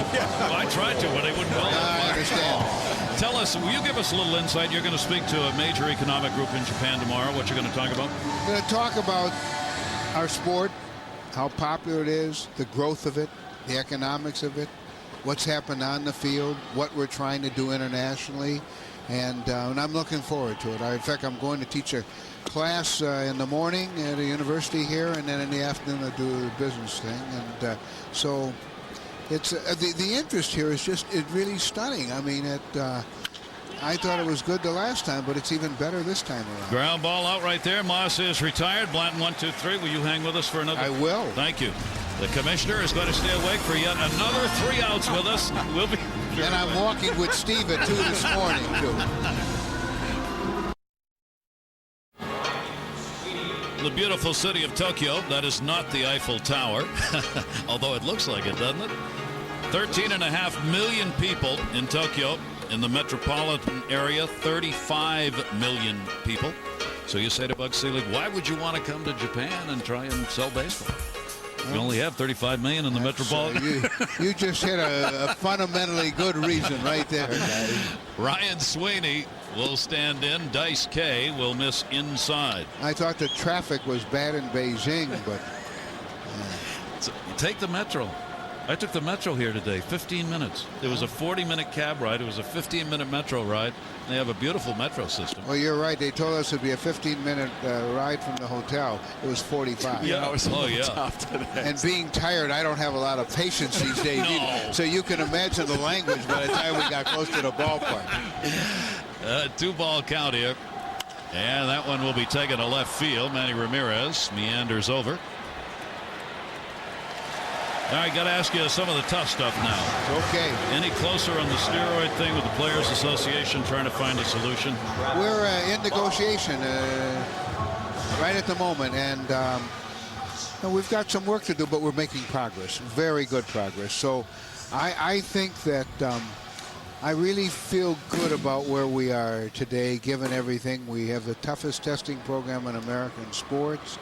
We're tightening up a lot of the procedures, banned amphetamines. I've been talking to a lot of the trainers and team doctors, and we have made enormous progress, and now the program's even going to be tighter. And frankly, all of Senator Mitchell's recommendations, I have every confidence will be adopted. So we have more testing, more year-round testing. I think we've done everything we said we're going to do and more, and that's my goal here, and we'll do that. Now, Commissioner, I know that when you first thought of doing the Mitchell report and implementing that, you had some people within your group saying, yeah, maybe we ought to think about this, and weren't completely all on board with it. Yeah, that's an understatement. Yeah, that's right. But now that we've gone through it, and obviously the Roger Clemens situation is gut-wrenching to watch that. Absolutely. How do you feel about it now, with knowing what we've gone through, where we are today? I tell you, Steve, the way I feel, if I had to make the decision today, I'd tomorrow morning call George Mitchell and get him going. I think he did everything. Again, see, the thing that I never wanted people to say is they had something to hide. Because I know that I did. I think you feel the same way. I think other people do. But I wanted somebody to come in and do that. Look, we had taken care of the present. We've taken care of the future. We're continuing to tighten our program. You know, after all, only had 3 positive tests last year and 2 the year before. So anybody that's independent would say we've done very well. But I was really concerned by the people who would say, well, why didn't you at least have somebody look at it? So you bet, Steve, I'd do it again in a heartbeat. That Suzaka gets the broken bat ground ball. Ellis is there to get it. He'll make the throw in a 1-2-3 inning, and that may be it for Dice K as he is up near that 80 pitch mark. We'll see whether he'll come back out. A 2-0 lead for Oakland.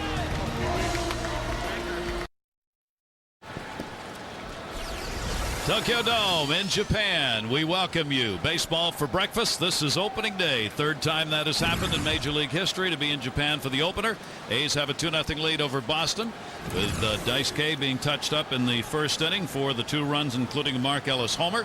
Joe Planton has given up 4 hits to the Sox, but he has not surrendered a run. Veritek leads it off here. Gary Thorne, Steve Phillips, and the Commissioner Bud Selig kind enough to join us here for this opener. But does it bother you? I mean, some fans have said, look, fans in the U.S., especially when you get a world champion, deserve to have their ball club opening up, if not at home, at least on common soil. No, it really doesn't. I heard that, years ago, too. And look, we're going to have openers in every city in the big leagues. Starting Sunday night, we're going to open a new ballpark in Washington. And then Monday we start. The Red Sox open on April 8th, I believe, in Fenway. This is really a manifestation of how popular the sport is. The fact that we're here getting worldwide attention for a game. Not only does it not take away from the sport, I think, frankly, just shows how popular it is. I mean, I think there's some element of the Red Sox have really benefited from the baseball's relationship with Japan. It's an opportunity to give back a little bit because the 2 key cogs of their team are Japanese players. No question about it. And, we talked before about the World Baseball Classic and all the things we're trying to do. This works out in our schedule perfectly. So Every city will have their home opener, and I don't think this not only does not it take away from it, it adds to the popularity and the interest in the sport. And there are a lot of people waking up this morning, That's sitting right. and watching this game, exactly. and there is certainly nothing wrong with that. Ellsbury out, Blanton rocking along here, throwing strikes down low as he got Veritek on the strikeout, his second. Ellsbury a strikeout victim, his first time up. How about the business of baseball? Give us your sense of where the industry is right now from a business perspective. Well, Steve and Gary, the sport is more popular today than it's ever been. We're at numbers today that none of us could have dreamed a decade ago. Tom Schieffer, who's now our ambassador here, and in those days was the president of the Texas Rangers, said to me, I can't believe the levels that we're at. We're going to draw this year between 80 and 81 million people. Think about that. The average attendance of a club will be 2.7 million. I mean, we're at numbers. Our gross revenues this year will be $6.5 billion. The interest in the sport is just, I mean, it's awesome. We'll have 5 or 6 clubs, guys that are almost sold out for the year already, which is hard to believe. So, fortunately, the business of the sport is strong, and as a result, we have more competitive balance. Call it parity, call it whatever you want, but spending all the hours I have on airplanes, I've been going division by division, and I think every division will have a really remarkably good race. In some cases, maybe 4 or 5 teams. So the business of baseball and the sport itself has never been in better shape than it is today. Now, you know, we have the World Baseball Classic. We have interleague play. You've implemented a number of different things and changes in the game over time. Anything else on the horizon that might be a change? Would we ever put a team in another international location? Is Mexico City or something? What's next on the horizon for growth? Well, you've hit the nail on the head, Steve, in that the internationalization of the sport is what we need to do now. And that really is my goal now for the next 4 or 5 years, to really take the sport to as many places as possible. Whether or not we have a team to move is highly questionable, but if we do and air travel gets more sophisticated so it's practical, then we'll do that too. But in the meantime, we want to do everything we can to internationalize the sport even much more than it is today. Domestically, we're doing great. You know, we're going to have 2 new ballparks in New York, build a new ballpark in Minnesota. The Oakland people, you're getting. So the wave of new ballparks has contributed to all this, and we need to be very vigilant about it. Look, you brought up steroids before, and you know, baseball is a microcosm of society. People always say steroids are not a baseball problem, it's a societal problem. But we've dealt with it, and we'll deal with any other problems that come up. For those who remember, the fact that we're going to have 16 years of labor peace is just shocking. I mean, frankly, it surprises me, given the fact that we had 8 work stoppages in my baseball career. And Steve, you remember a lot of them. Gary, you remember a lot. So I just, I'll knock on wood, where the sport has never been more popular than it is today. Do you think the actions that you have taken in the area, particularly where Congress started getting involved, have you done the things that they asked for so that they will back off, do you think, now? Oh, look, I'm very confident of that. In fact, it's not even a concern I have. We've done everything that we possibly could. I think they understand it. The fact that we're down to 2 or 3 positive tests. Nobody wants to find a test for human growth hormone more than I do. We're funding a study with the National Football League with Dr. Catlin. We have other people working on it. So, and now as we tighten the program more to take care of all the things that I think were legitimate questions.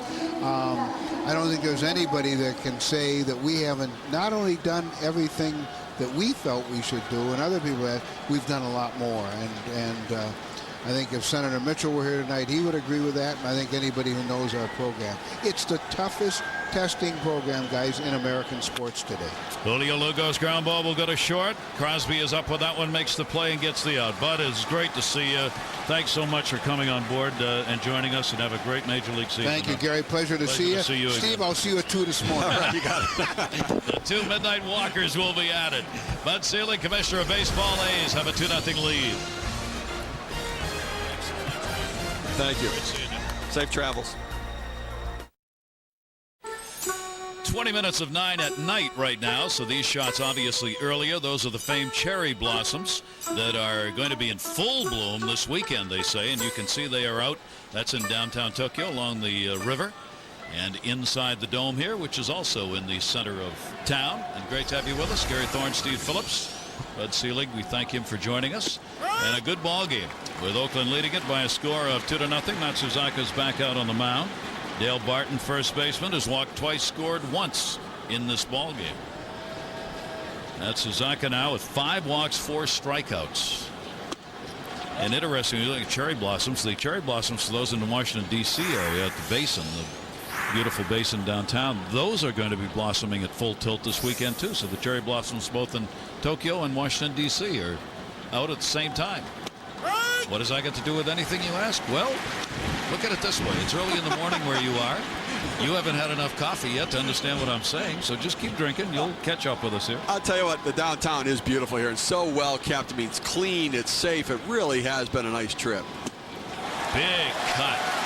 Yeah, Matsuzaka retired the side in order in the last inning, and he gets the strikeout, his 5th of the game right there. Well, he's showing a lot of guts. I mean, he was really out of it. I'm surprised that he stayed in this long, but he is really showing something. I want to remind you, on Saturday at 5 Eastern, ESPN's going to bring you the 2nd annual Major League Baseball Civil Rights Game presented by AutoZone in Memphis, Mets and White Sox. It'll be the culmination of a 2-day celebration. Recognizes Hall of Famer Frank Robinson, Emmy and Grammy Award-winning actress Ruby Dee, and the late Johnson Publishing founder John H. Johnson. And they'll be talking about civil rights. We hope that you will join in on the game. That pitch is taken inside, and hope to have Martin Luther King III on hand, the 40th anniversary of his dad's assassination. That'll be coming up Saturday, 5 Eastern on ESPN for the civil rights game. Jack Cust. Matsuzaka blows that one by him. Different pitcher right now. He really is much more aggressive right now. He's competing instead of feeling for his pitches. He's really locked in, and a much different look in his eye. I mean, he's got that look like he's glaring in at the plate. We didn't see that early. Early, he was lost on the mound. Much different look and a much different approach. 1-1 delivery on the way, and Cust with a big cut. Matsuzaka trailing in this ball game with the Red Sox 2-0, but with their offense, you can never have enough runs against them. Well, listen, if they lose this game, it's not his fault. I mean, right now, if he gets out of this through 5 innings with only 2 runs, I mean, it was a struggle to get there, and it was ugly and painful, but the Red Sox offense should be able to get him a couple runs. Oakland's left 6 on base in the ball game, 4 of them in scoring position already. 1-2 delivery on the way, and just missed. And Matsuzaka, that's about as emotional as you'll ever see him. He kicked the leg and then patted it with his arm, pitching arm, because he thought he had him. And now nodding his head, kind of acknowledging that to Rick Reed, the umpire, my bad, did not mean to show you up, a sign of respect. Jack Cust waiting on it. Here's the 2-2 delivery, and he got him on that one. Well, that's the changeup right there, and I mean, that's the pitch. I think he has to throw more, and it's such a good pitch. I think he has to use it against right-handers. He really holds it just for the left-hander. I mean, Jack Cust is going to see this in his nightmares tonight. You see the grip on that pitch coming out of his hand. The velocity, you know, looks like a fastball, comes out like a fastball, and just dies at the plate. Cust way out in front, swinging over the top. And there are 2 down, trying to retire the side in order again, Emil Brown. So the other thing about a breaking ball, about a changeup, is that it many times is also a breaking ball, Steve. And the one Matsuzaka's throwing, he's got some good motion. Good sink on the ball, no question. He has good action on it. It's not only a change in velocity, it's not only deceptive to look like the fastball, but it has movement sinking down and away to the lefty. Just missed outside with that. And Brown, a 2-0 count. He was popped out and drawn a walk. Second time the Snyder's been up in the bullpen. You saw Terry Francona telling his coaches to call down. This should be it for Matsuzaka because he's going to be at the 90 pitch mark and over it at the end of this inning. That ball hit the third. Lowell's got it and gets the out. So Matsuzaka will leave here, and if he does not come back, he will have retired the last 7 batters that he faced. A 2-0 Oakland lead.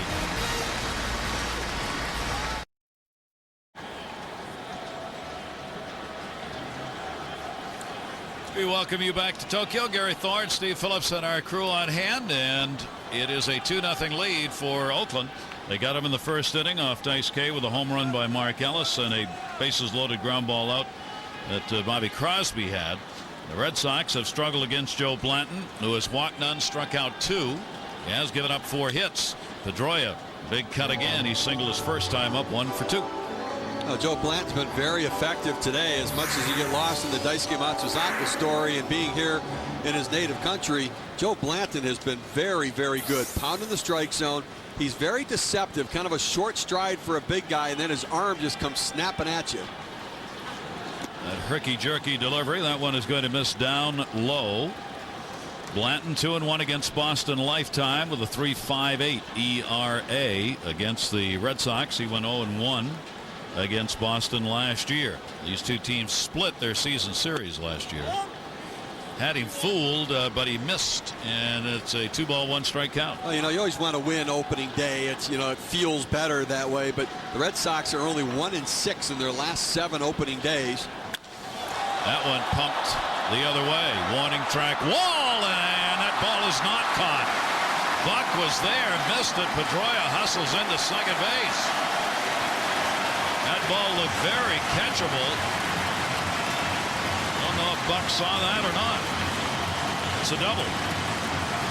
He's playing fairly deep on Pedroia, who's not really known for his power, but sometimes the toughest ones are ones that are hit directly over your head as an outfielder because you can't create an angle to run that ball down, and it just seemed like for Buck it just tailed over his head. He couldn't quite get a grip on it. That is hit number 5 for Boston, their first extra base hit. Now the potential tying run at the plate with Euclid, the number 2 hitter, who has singled and grounded out against Blanton. Pedroia is on with a 2-hit game, a double and a single. And a timeout taken. Dave Magadan, the hitting instructor for Boston, I was talking with him before the game, and he said about Pedroia, he said the one thing I've asked him to do this year is always be aggressive at the plate. Don't stop being aggressive. And he said sometimes Pedroia likes to look at pitches rather than swing at pitches. Said I want him going up there hacking away because he's got power, and there you just saw it. Well, the other thing is he's going to come up with men on base quite frequently with this lineup as deep as it is. He's going to get some RBI opportunities, and for a young hitter, you have to at times change your approach a little bit with runners in scoring position, be a little bit more aggressive. You don't necessarily want to take a walk even with an open base. 50 RBIs last year, and Magadan thinks he can up that. Blanton now falls behind 2-0. Kevin Euclid has delivered a single, 1 for 2 in the ball game. Euclid last year, 328 first half of the season, 238 after the All-Star break. So he'll try and have that first half again and continue it. And he's got a 3-0 count here. You got first base open, but you got David Ortiz on deck. And walked him on 4 straight. First walk surrendered by Blanton. Blanton right now, I'm going to talk to Kirk Suzuki a little bit and ask where's that pitch, because if I can't throw that pitch for a strike down at the knees, I'm in trouble, especially with these 2 big guys coming up. Danger, danger, 2 on. Nobody out, and David Ortiz. Ortiz came up with 2 on in the 3rd inning and grounded out to end the inning. He popped out with a runner at second base in the 1st inning. The Big Poppy's got another shot at it here. He was not driving the ball this spring, and Terry Francona was asked yesterday, are you concerned about that? And he said not at all. Said he didn't. Terry thought he only had 1 home run last year in spring training.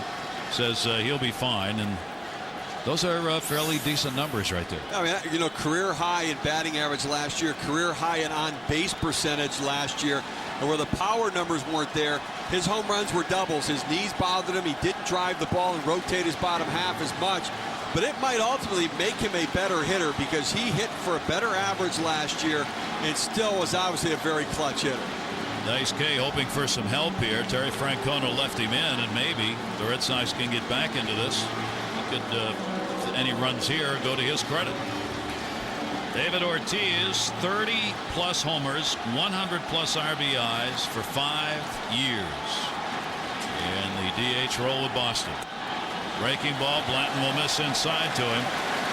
And Ortiz now has got the count his way 2-0. Well, last time David Ortiz came up, there were 2 outs and 2 men on, and they had the shift on, but Mark Ellis was playing a shallow right field. Now he's in double play depth. So that hard hit ball that his last time up would be a base hit right now. They're not able to play quite as deep with runners on first and second. Ortiz gets a break in that regard. Outfield obviously very deep here. Ortiz has had a home run off Blanton in his career. He's 5 for 13. Fouls that one off hard outside of first base. And Blanton comes back with Ramirez waiting on deck. Well, I think he's going to go soft now and get away from the fastball, go to the palm ball, try to get him out in front and roll over one to try to get the ground ball double play. Red Sox trying to get on the board. They've had the hits, they've had the runners. They have not been able to put the two together, and he wants a timeout. And Suzuki wants to talk. Blanton wants to talk to his catcher. You see Suzuki behind the plate, not putting the signs down between his legs, but doing a tapping motion. You know, sometimes you do what's the last part of the body that you touch. That's a certain pitch. As you watch Suzuki signal the signs, he's doing some sort of a cadence and rhythm with where he touches on his shin guards or his chest. And Ortiz stepped out on him as he was in the windup. Blanton gave up only 2 home runs to left-handers last year, and you're looking at one of them. David Ortiz and Nick Markakis of the Orioles, the only 2 lefties in 422 at-bats by left-handers against Blanton to hit a dinger. Now Blanton can locate the fastball, as the numbers indicate, and that off-speed pitch really can neutralize some big left-handed bats. 3-2 count. Runners at first and second not going. It is fouled off, and it will stay at 3-2. Blanton working in a jam here. Red Sox have stranded 3 so far, a couple in scoring position. He had retired 7 in a row prior to this inning. Towering pop-up. And near the screen, big out. Hanahan gets over, and Ortiz upset with himself as he's left runners on all 3 times up. Fenway Park, that's in the stands, but a lot of room here down the line in foul territory, more like the Coliseum, or where the A's are playing. A lot more room down the line there. Hits into the out. Ortiz goes back. Manny Ramirez steps in. Ramirez has flied out twice to Travis Buck in right field. Pedroia's at second, Youkilis on at first. From Tokyo, Japan, the opener of Major League Baseball. We'll be right back with you tomorrow, 6 a.m. Eastern time. Hard base hit down the line. Pedroia's going to come around to score. Youkilis on his way to third. They're waving him home. Emil Brown, the cutoff man. Here's the throw to the plate. Not in time. This game is tied. Manny Ramirez.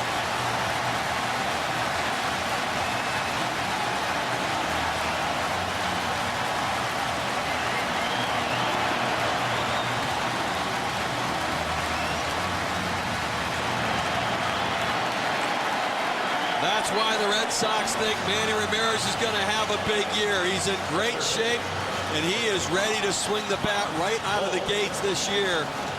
Critical RBI situation. He comes up big. Getting a fastball inside, down in the ball, just tailed into the wheelhouse and ripped it down the line, scoring both runners. Now Mike Lowell outside for a ball. So Ramirez gets his 9th hit of his career against Blanton. 9 for 15, and that is the first time It's been an extra base hit and good for 2 RBIs. In the dirt, Suzuki with a stop. Lowell had a single his first time up. And the Red Sox 2 runs, 6 hits now. Tie this ball game up. Mike Lowell signed a new deal with Boston. He decided he didn't even want to look around. He wanted to stay right where he was. Swung out, he missed. 2-1. You look at the year Lowell had last year with 120 RBIs. Well, those numbers were what they were. They're actually hoping that Lowell has a little less production because that'll be Manny Ramirez drives in some of those runs. Lowell picked up a lot of the guys Manny left on base last year. You saw Dice K sitting over there. He's now at worst going to be non-decision. He's got a chance to be the pitcher in this game of record for them, as he's certainly going to come out here. But in a tie ball game, or maybe a game in which they've got the lead, Kyle Snyder's been warming up 3 times now. Fouled back. I think the fact that Snyder's still throwing here while the Red Sox are hitting means he's likely to come into this game now. And I tell you have to tip your hat to Daisuke Matsuzaka. I mean, he was lost early in this game, but he had the guts and the heart to battle through it till he found a way to get through 5 innings. Well, they certainly didn't hit him. Only a couple of hits on the board for the A's. One, the Ellis home run. The other run came in a ground ball. It was his control with the 5 walks and 6 strikeouts and a hit batter and a wild pitch. Were part of the day for Dice K. Lowell now has worked to count to 3-2. 1 away. Ramirez at second, and he got him. 3 strikeouts for Blanton and a big one right there. Well, it sure was. Got Mike Lowell to chase the off-speed pitch right there, out in front of the ball and thinking fastball.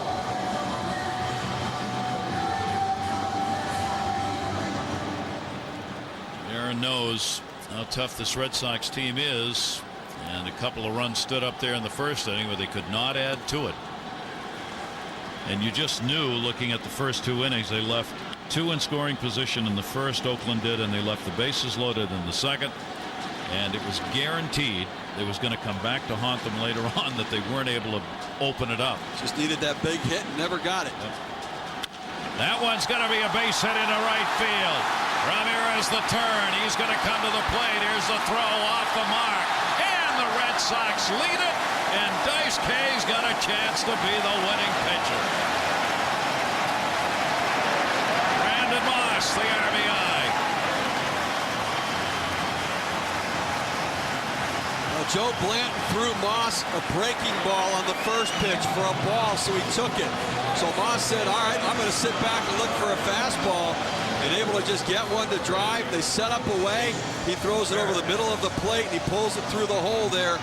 Travis Buck does a nice job getting to the ball on a quick transfer. Manny Ramirez, a good secondary lead off second base, allowing him to score. And one happy starting pitcher. Well, after all he went through on the mound, now to have a chance to win the ball game is pretty amazing. So Joe Blanton, how quickly things change. Blanton is now going to leave the ball game and could be the losing pitcher in this ball game.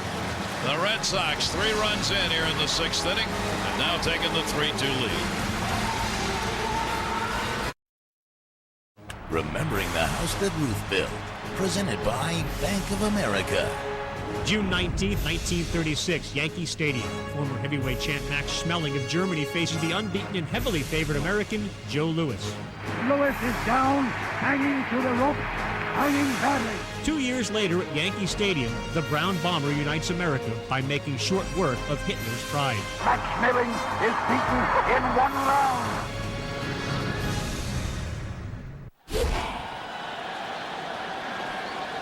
All season long, that'll be one of the big stories in Major League Baseball, with Yankee Stadium, the new one going up, the new Yankee Stadium just across the street. Brandon Moss delivers the 3rd run, and the Red Sox have a 3-2 lead. Jason Varitek now runner at second base. Alan Embry has come on to do the pitching. Dice K stays on to watch. The veteran left-hander. Varitek switch hitter turned around. They want to get the signs down here. This is something, obviously, a rookie catcher. Matsuzaka going out to make sure, but that's something when a pitcher comes into the game, you want to try to go through all of that.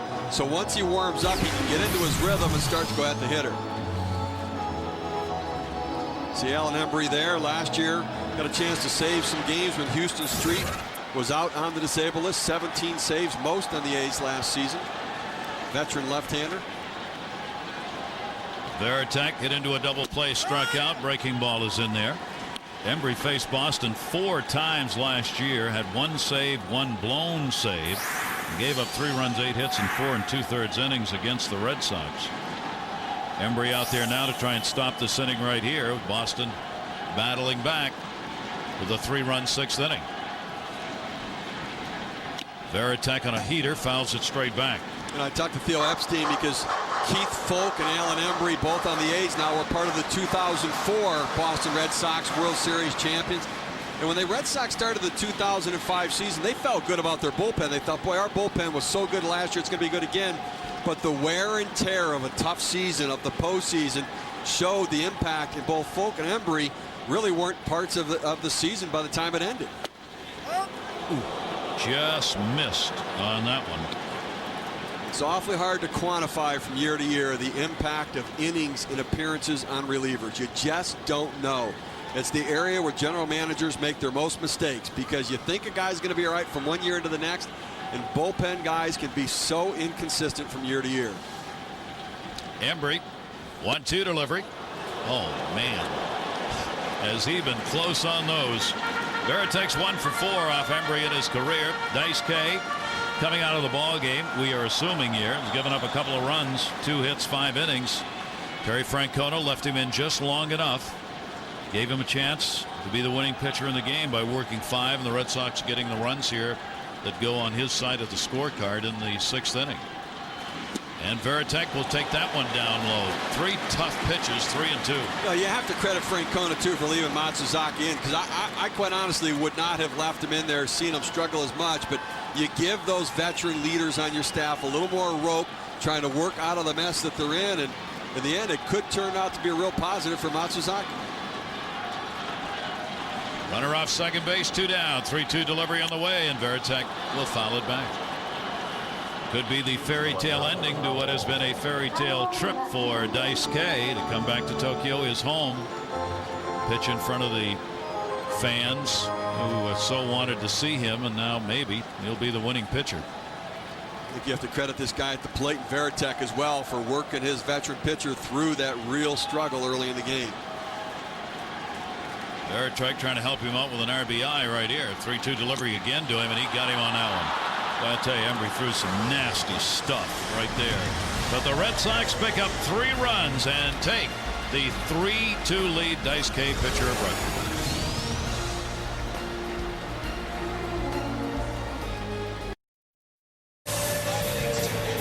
Daisuke Matsuzaka's day is done. 5 innings, 5 walks, but 6 strikeouts. And when he needed to make a pitch, he was able to rear back, especially with the fastball. Trying to throw that thing up in the zone. Got to buy some of the left-handers in that hole, up and in. Getting Jack Custon a big at-bat right there to take an inside fastball. Matsuzaka could not command his breaking stuff, so he went to the fastball and changeup to be able to get out of the jams. You see the changeup right there. A gutty effort. He was lost early in the game. An outstanding job getting through 5 and now leaving with a lead. So the Red Sox get the runs for him. And now Kyle Snyder is going to come on to do the pitching. A 30-year-old right-hander out of the bullpen. Well, this big, tall, lanky guy did a real nice job last year in long relief. And Terry Francona likes his versatility. He could spot start if you need him, or give you multiple innings out of the bullpen back-to-back days. 46 appearances last season, 2-3 with a 3.81 ERA. And Oakland now has got to battle back. They had that lead with 2 runs in the first, and they've lost it. Now their offense will try and find a way. Crosby will be leading it off here. He has an RBI and a couple of ground ball outs. 0 for 2 in the ball game.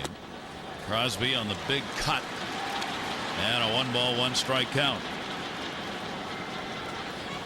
Oakland with all those base runners in the first 2 innings, and Dice K Retired 7 in a row and really didn't give many chances after the second inning.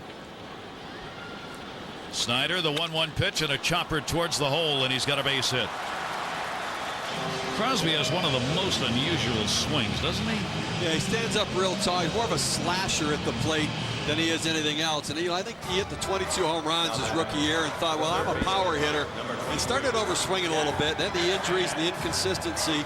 He just needs to do that. Think up the middle, look to make contact, let the power happen naturally.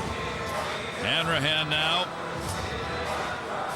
Guerin's club gets a leadoff hit here. That is the second time in the ball game they've had the leadoff man on base. Hanrahan has struck out, drawn a walk. Jack Hanrahan playing at third base in this ball game. 278 in 41 games last year with 24 RBIs. For the 28-year-old who will be out there until Eric Chavez is able to get back. And that is really a day-to-day thing at this point on Chavez as to what his condition is. Well, I mean, the Oakland A's 2007 season was defined by injuries. I mean, they lost 1,259 player games with 22 times players going on the disabled list. They were hurt everywhere. Eric Chavez had back surgery and surgery on both shoulders in the offseason. Thought he was going to be able to be back for this one. Towering fly ball, right field, warning track wall, Sayonara, home run, a 2 RBI shot. Chavez who? And Oakland goes back on top. Well, you wouldn't know it from that swing, but Hanrahan more of a contact hitter. Not really a power hitter, but he got a ball right down the middle and just turned on it and drove it out of the ballpark. Now Hanrahan changes this ball game back again in a hurry. His 4th major league home run, with the other 3 coming last year. Terry Francona obviously not liking the looks of that. And all that we were talking about with Dice K, forget about it.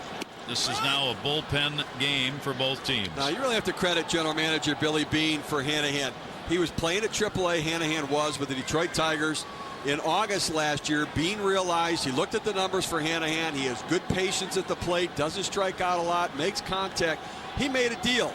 He got him in a trade. He called Detroit and said, listen, he's a 6-year free agent at the end of the year. He's not fitting on your team. I'll give you a prospect for him. He makes a trade and gets an important piece. Probably not an everyday player when Chavez comes back, but a guy that certainly could help any club, particularly a National League team, because he can play second, he can play third, and as a left-handed bat, he has real value. Sure paid off already. Swung on and missed in the off-speed delivery, or foul tipped into the mitt. Suzuki retired. He's 1 for 3 in a ball game. You saw Jason Varitek set up outside, and when you miss with the fastball, guys don't hit home runs when you execute your pitch. They hit home runs when you miss your spots. Varitek set up on the outside corner. Kyle Snyder threw the fastball in, and he hits it out of the park. If he hit a spot away, I guarantee it wouldn't be a home run. Shattered the bat. That'll go to second base. Pedroia will make the play over to first to get the out. Brian Sweeney 0 for 3 in the ball game, and 2 down here in the 6th inning. The Oakland A's have been hitting this long ball here this spring. Oh, boy, did he nail that, though. That was right off the meat part of the bat. Pretty good swing right there for a guy not known for his power, but when you miss your spots, and that's what it's all about, is location. It's not always velocity. Sometimes it's deception, but if you miss your spots and make mistakes, big league hitters can do that. 2 down, nobody on. Travis Buck, top of the order. 0 for 3. Struck out twice and grounded out. Snyder's delivery to him, an off-speed breaking ball that's going to miss inside. So the Oakland A's and the Red Sox locked up in a good one here as we're in the bottom half of the 6th inning. The A's opening up their 41st year in Oakland. 14 division titles, a wild card, 6 AL pennants, 4 world championships in the times that they have been there. And they were kidding this spring about the return of the Bash brothers, only they couldn't figure out who they were because everybody was involved in drawing the ball long. But that's spring training. But they've had 2 here in this game. Well, spring training's so tough to evaluate your team, particularly in Arizona where the ball tends to carry a little bit more. But you know, this Oakland franchise, they looked at it and said, if we keep Dan Herron and we keep Nick Swisher, we're still not going to win our division. So it's time to rebuild, trade players at premium value, trade them in there at their peak, get prospects back, stockpile the organization, and build for a couple years from now. And that is the formula that especially the smaller markets must go to, because they cannot afford to compete free agency wise with the numbers what they are. And Billy Beane says if you look at his farm system right now, they have a lot of arms they picked up. They brought back 14 players, trading away 4 veterans. Buck hits a pop-up second base. Pedroia goes back out and puts it away. So Crosby read it off with a bouncing single. Hanahan delivered the long home run, and Oakland's back on top 4-3.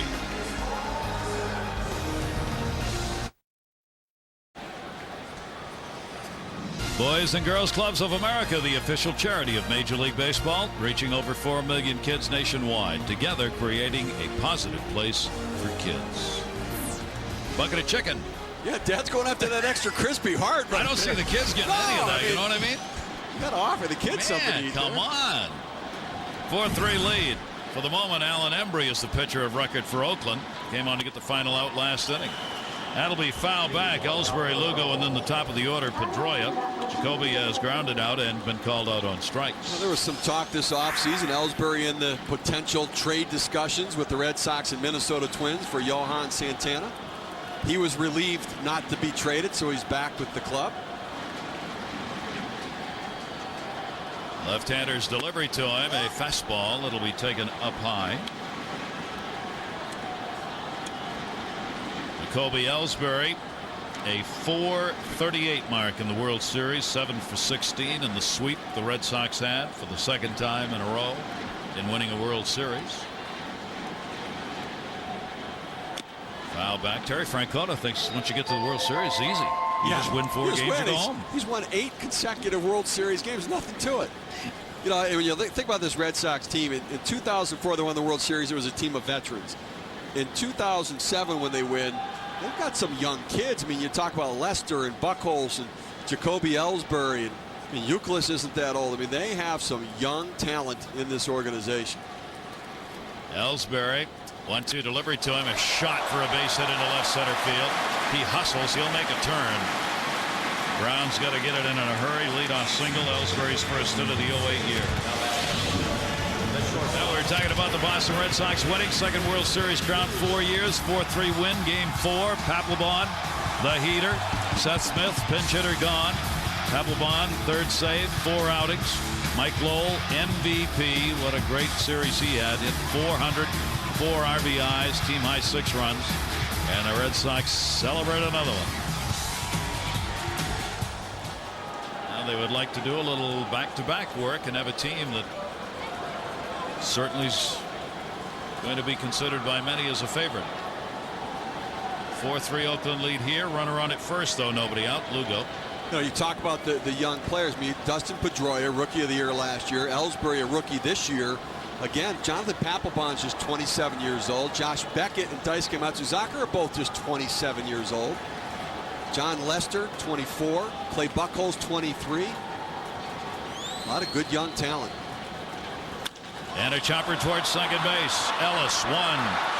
And they turn 2. So Lugo hits into the double play, the second the Red Sox have hit into in this game, and there are 2 down. Well, we were talking about that the other night, Steve. About in all sports, you say if you don't make changes in the offseason, standing still is going backwards. The Red Sox answer is the names you mentioned, that they haven't been with the ball club, that's the change for Boston this year. I mean, they're bringing back 22 of the 25 players from last year. That's not a whole lot of change, but what they're saying is, well, the young guys are going to be better. You know, you need something fresh each year. You know, you don't stay the same in baseball. You either get better or you get worse. So the Red Sox bring it back 22 out of 25. Say, well, you know, that could be stagnant. It could be the same thing. But with all of these young guys, with the young kids coming into the rotation, with going to Japan, it was something fresh, something different for their team. I think it was necessary for this to happen this year. Pedroia will take that pitch inside for a ball. I think it's going to be a great race in the East, Steve. I mean, the Yankees certainly will be there. The Red Sox certainly will be there. Some people think Toronto. Some will poo-poo that a little bit. I think Toronto's good enough that if the top two teams fail a little or injuries happen, I think they got a shot. Those are the three teams in the East, and they're three pretty good ball clubs. There's a comebacker. Embry's got that one. Whips it over to first base. Pedroia's retired. He had a double and a single now in 4 at bats. And it remains a 4-3 Oakland lead. Already? And welcome to this Major League Baseball special on ESPN2 presented by Bridgestone. Gary Thorne, Steve Phillips, great to have you with us. Baseball and breakfast just go together. A 4-3 A's lead. We will be right back here tomorrow, 6 o'clock a.m. Eastern Time. John Lester, the left-hander, scheduled to go against Rich Harden, the right-hander, in Game 2. Another good pitching matchup tomorrow. Two good arms right there. Rich Harden has some of the best stuff in the major leagues. Health has been a big issue for him, and obviously John Lester, some big wins for the Red Sox last year. Kyle Snyder delivers. Ellis, who's got one home run, cranks another one to deep center field. Warning track. That will be hauled in. Ellsbury back to get it. One down, bottom half of the 7th inning.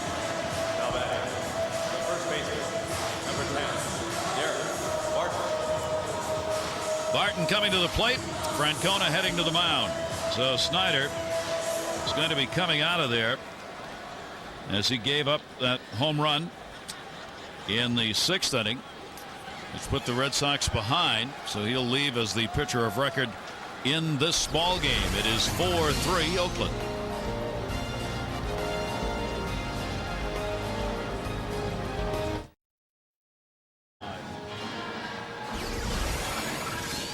We welcome you back. Tokyo Dome is the site. 4-3 A's leading the Red Sox in this opener for the 08 season. We'll be right back with you tomorrow. Game 2, same site. John Lester, Rich Harden, the scheduled starters, 6 a.m. Eastern, right here on ESPN2. Put the coffee on, please, and we like our toast unbuttered, wheat preferably. The game's going to be rebroadcast at 2 p.m. Eastern for those of you who you're not going to do that. You're just going to get up and watch it at 6. Come on, let's go. Well, watch it twice. A couple of good shifts, that's all you need. The left-hander, Javier Lopez, out of the bullpen, 30-year-old. A workhorse for the Red Sox last year. Left-hander Barton will take the pitch for a ball. You know, interesting decision by Terry Francona here. Lopez last year really struggled against left-handed hitters. They had 293 against him. Very effective against righties. They had 178. Kyle Snyder, on the other hand, really shut lefties down last year, but the home run to Hanahan, I think, scared Francona off. He'll get that one in for his strike. Barton has had a couple of walks and has struck out. He has scored a run in the game. 2-0 lead first inning. Mark Ellis homer. A Crosby ground ball RBI. Stayed that way till the 6th. Red Sox battled back. Ramirez a 2 RBI double. Moss an RBI single. And then Oakland came right back on the Hanahan home run. Line to first. Youkilis has got it. 2 down. I'll tell you what, though, Derek Barton lined that one out. He is going to be some kind of hitter. He's patient at the plate, and he hangs in tough on left-handers. This kid's going to figure it out. Picked up in a deal from the St. Louis Cardinals and the Mark Mulder deal a couple years ago. He's going to be a legitimate force swinging that bat. This A's team, I mean, you know, everybody says the right things at this point of the season where everybody's in first place, but you get a feeling they genuinely believe they're going to surprise some teams. Well, they have good baseball people there and some good talent. There's youthful mistakes come into play. They're going to make some mistakes, but they've got the talent to beat you. That one is taken outside. Cust, a couple of strikeouts, and he has been hit by a pitch. Bob Guerin's team 13th in average last season, 6th in pitching. That's where they built it, and now they've got a younger staff. Swung on and missed. Good movement away from him. We've seen Jack Custer and who he is. I mean, we've seen him take some big rips at the ball and swing and miss at some change-ups, swing over the top of some fastballs. But if he runs into one, he can hit out of the park. 1 ball. 1 strike delivery to him. Took it. Will miss outside with it. 2 balls and 1 strike on Cust. Cust, one of the names brought up in the Mitchell report. He's denied using steroids at all. Larry Bigby, a former teammate in the Orioles organization, who's actually over here playing in Japan right now, said that at one point Cust had told him he had used steroids. Cust said Bigby must have misunderstood a conversation somewhere along the way. Apparently there were a few of those in baseball. A 3-ball, 1 strike count. Now Lopez kind of drops down there coming from right field. Makes it very tough on a left-hander, especially if he can locate that pitch away. The left-hander kind of opens up, gives on the pitch a little bit, and then can't reach the fastball on the outside corner. 3-1 delivery on the way and a ground ball fouled off, so Lopez comes back to get the count full. 3 balls, 2 strikes. Where the sidearm lefty gets in trouble is when he leaves it on the inner third of the plate. You try to get the left-handed hitter to have that front side open up a little bit. And when that happens, the only pitch you can really hit is the one in the inner third of the plate. You got to throw it away. Jack Cust now 3-2. See what Lopez does with him here, whether he comes at him or throttles back a little bit. Called for a fastball away here. 3-2 delivery, and that's exactly where he put it. Well, Lopez comes on, gets a couple outside, retired in order. We've completed 7. Major League Baseball's opening game from Japan, 4-3 Oakland. 55,000 opening day. This is the Tokyo Dome, and great to have you with us here on ESPN2. Gary Thorne, Steve Phillips, as Major League Baseball for the 3rd time open its seasons here in Japan. And right now the A's have battled back. They had a lead, lost it, and got it back, and are up 4-3 as we go to the 8th inning. And Keith Falk has come out of the bullpen to work now for the A's against Euclid, who has single walked and grounded out. And with that pitch, he's back in the majors. Back in the major leagues. Went to spring training in 2007. The Cleveland Indians had some injuries during camp and walked away and didn't pitch at all last year. And now back with the A's and trying to lead this young team. Interesting, the last time he pitched in the majors was with Boston. He was 3-1 back in 07, 3-1 with a 4.35 ERA. And then, as Steve said, he was out. Now Falk trying to make the comeback. Had him fooled on that pitch. And near the seats, reaching in. Did he get it? No. Well, Derek Barton, a young first baseman. That's a ball that you have to go to the wall. Don't track the ball running to it. You've got to run to the wall and then find the ball. He tried to stay with it. I think if he gets there, he's got enough time to reach in and make a play. It's a big inning right here, Steve, because you got the middle of the Red Sox order. So you're trying to get them out so they only get one more time to the plate, and this being it. Absolutely. I mean, Falk did not have a very good spring either, so he's got to get the leadoff man before you get Ortiz and Ramirez. That one lifted to center field. That is way back. Sweeney warning track wall, and he's got it just shy of the wall. Euclid thought he might have had one there. That's to the deepest part of the ballpark. They put a good swing on that one. And Keith Falk's fastball tends to be straight. And he throws it up in the zone, and then he throws that little changeup off of it. Euclid gave it a ride. So 1 down. Ortiz has had a bad ball game. Ramirez waiting on deck. Say that because big RBI guy in the first inning popped out with a runner at second. 3rd inning, 2 on, grounded out. In the 6th inning, came up and popped out with base runners on. So it's been so far an unproductive night for David Ortiz, the DH. But I tell you what, he's still scary coming to the plate in a 1-run game. That's why getting Euclid was so important right there. Big cut, fouls that one back off the handle. Gary, you can see the scouting report. The Oakland A's pitchers, Joe Blanton, really pounded Ortiz inside, tied him up, and Keith Falk right there. Saw Kirk Suzuki shift inside and tied Ortiz up as well. David looks like he's thinking away. 1-1 delivery to him. Towering pop-up. Suzuki back and will not have a play behind the screen. The same spot right there again. You saw him set up inside. Now, Keith Folk does it with location because he does not have overpowering velocity and he doesn't have much movement on that fastball. It's fairly straight, so he's going to have to hit his spots, but they've set up inside twice and he's hit his spot twice. Bullpen game here as both starters end up non-decisioned in this game. Joe Blanton, 3 runs, 7 hits, 5 2/3. Daisuke Matsuzaka, 2 runs, 2 hits over 5. Ortiz with the bases empty, 1 down. Shift is on. Hey, they went fastball away there. I saw him signal that pitch and I thought, I don't like that. I think you go fastball in and you go changeup down and away. You got him tied up inside with that fastball. He's thinking away. I want to let him get his arms up. That one will miss, and it goes to 3-2 now on Ortiz. Interesting pitch right here now. 3-2. You tied Ortiz up with a fastball inside twice. Do you have the courage to go to that out pitch on the changeup, or do you go fastball up and in again? 4 for 12, a home run. Ortiz off fault. Check swing will foul that one back for a souvenir. He went changeup, but he floated that one up in the zone right there.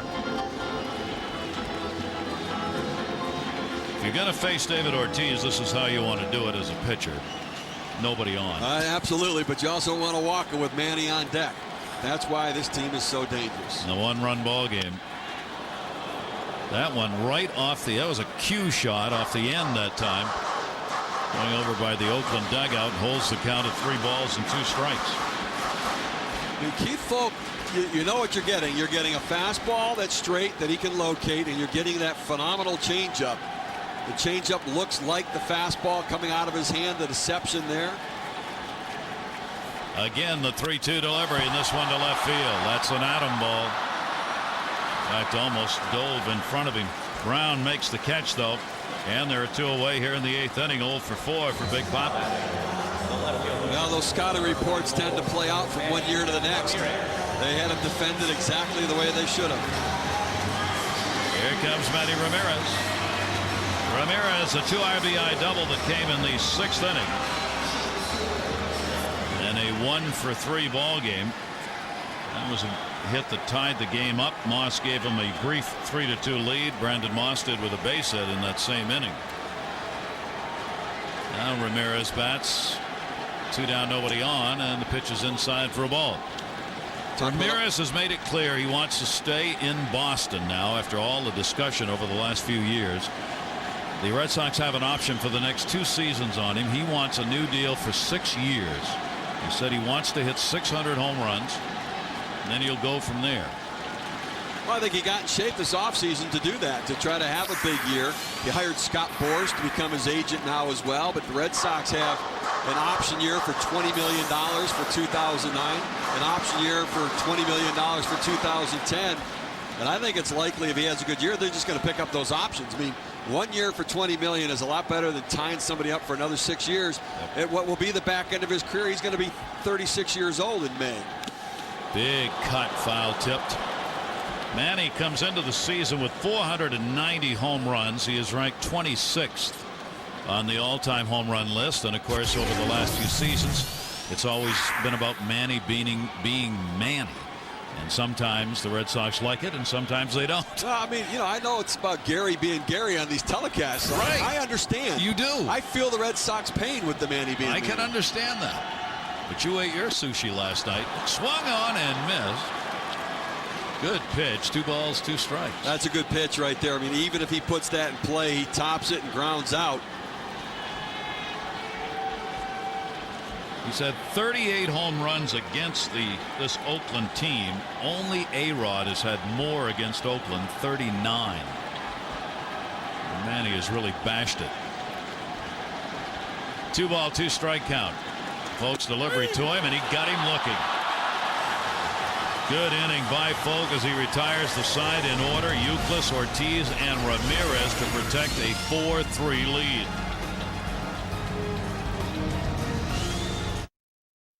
ESPN's Major League Baseball is presented by Bridgestone. Passion for excellence. And in part by Major League Baseball 2K8 from 2K Sports. I said 2K, K. And Bank of America. Sign up for Major League Baseball banking only at Bank of America. Bank of Opportunity.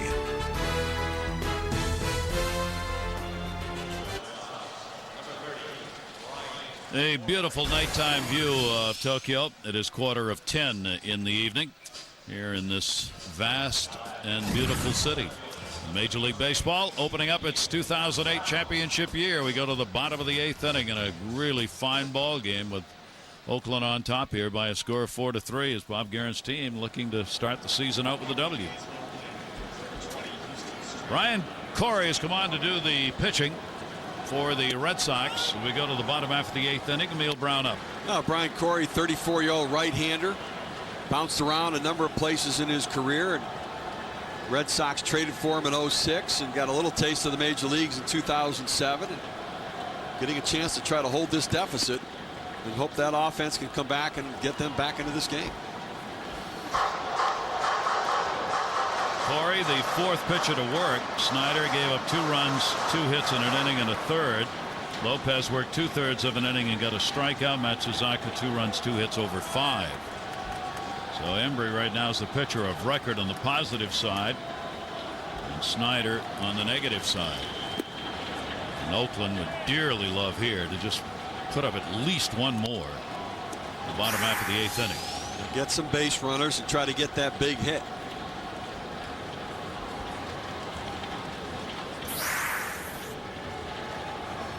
Neil Brown getting his start, 0 for 2 and a walk.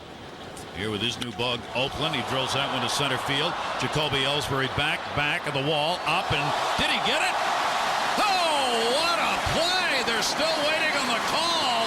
He got it! Great catch! Ellsbury right at the wall in dead center. Well, that's some kind of catch right there. As he goes back on this ball, he gets up in the air, makes the catch, and as he's falling, his back really hits the wall. I'm sure they're going to check that right shoulder at some point to make sure he's okay. That is some kind of great effort right there. This kid is some kind of athlete. Coco Crisp was an outstanding defender last year, but this kid can really cover some ground. And wow. He was stretching out there, bending over, loosening up his back after he made that catch. What a play. Keep that in mind when we go to the 9th inning. Bobby Crosby up. He is singled, RBI and a ground ball out. 1 for 3 in the ball game. I can knock the wind out of you. He went full force with his upper back into that wall. Certainly have to worry about separating a shoulder.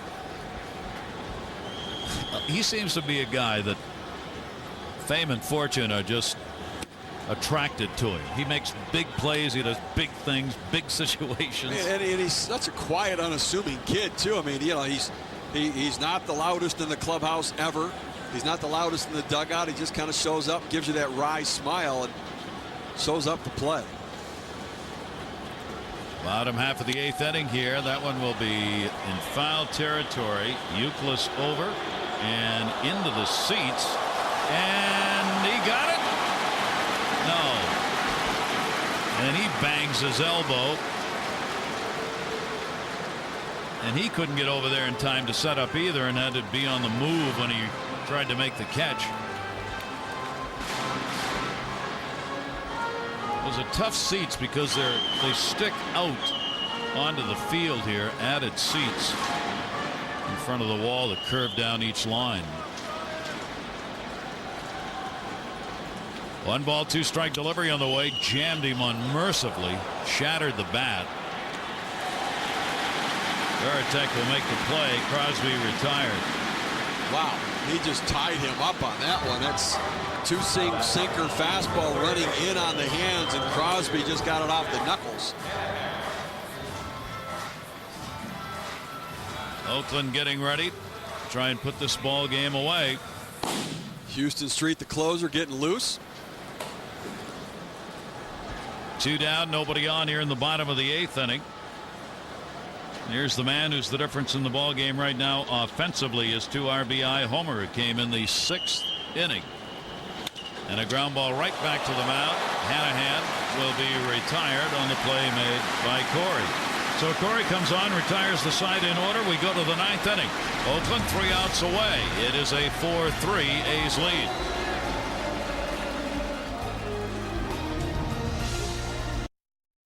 Did you? Yeah. I'm going to go out and get it. We welcome you back as we go to the 9th inning. The opening game of the 08 season. The A's have the 4-3 lead in a comebacker and 3 outs away from putting away their first victory of the season against the defending world champions.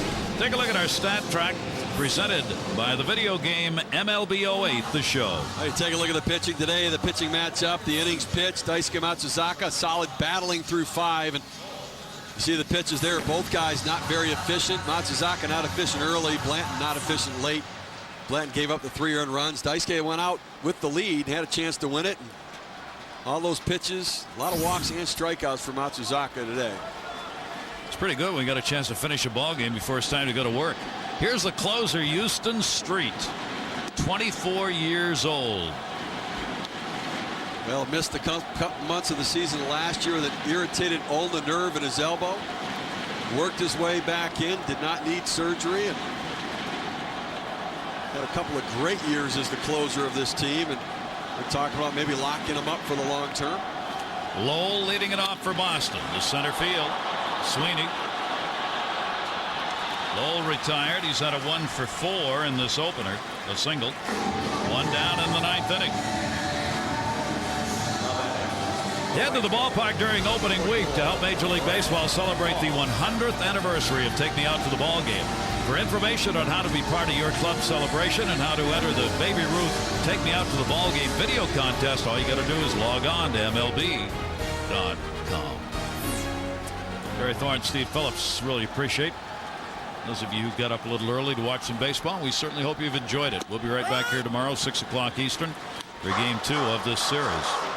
Yeah, there's something special about opening day, though. I mean, clearly being here in Japan makes it even more special, but it just, when it means something, when it's real and it counts, it's just, it feels so much different. Brandon Moss, an RBI base hit. J.D. Drew was scheduled to start this game. He was in the lineup, and at the very last minute, Moss was put in his place because of a back that acted up on J.D. Drew. We do not know how serious that is. He has not been out on the bench during this game. It came during the pregame warmups. Swung out a miss, so that'll be a big story. The press will be following in the Red Sox after this game. They actually announced the reserves, and Brandon Moss was announced with the reserves, and then they announced the lineup, and they announced Moss again. So right at the last minute, they made the switch. And well, that's some kind of pitch right there, just dropping off the table, running away from the left-handed hitter. Makes Street so effective against lefties. Moss, the RBI base hit, came in the 6th inning. 1-0, 4-3 lead, a 1-run difference here.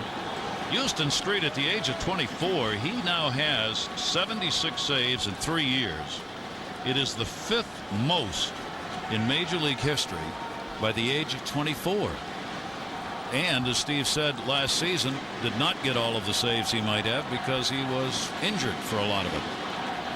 That one in the air to right field. That is way back at the wall, and sayonara! Goodbye home run, tie game, 9th inning. A blown save.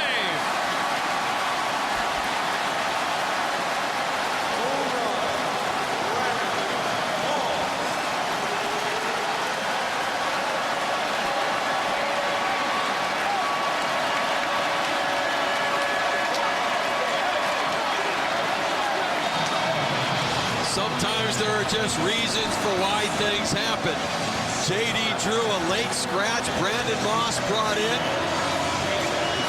He comes up with a big base hit in the 6th inning, and now a home run to tie it up. So Street starts his year with a blown save, and Moss starts his season as a reserve. Oops, wait a minute, you're starting. 2 RBIs and a home run. And 44,628 on hand here are buzzing. It is 4-4, top of the 9th inning. Veritek up. You talked about all the saves that Houston Street has. Prior to this game today, he had 20 blown saves over the previous years, most in the American League. Can't give up the home run ball. And for Brandon Moss, that is his first major league home run. Boy, has he had a day. He'll want to be playing in Tokyo soon. Yeah, I think the Yomiuri Giants right now are just got to pull out a little contract to say, listen, when Drew comes back, going to play for us. Street's delivery is in the dirt. Street probably a little rattled here. And Dice K, who has stayed out to watch this game, the starter non-decision, leading the charge. Okajima, his teammate, and a fellow player returning to Japan, may get some time in this game.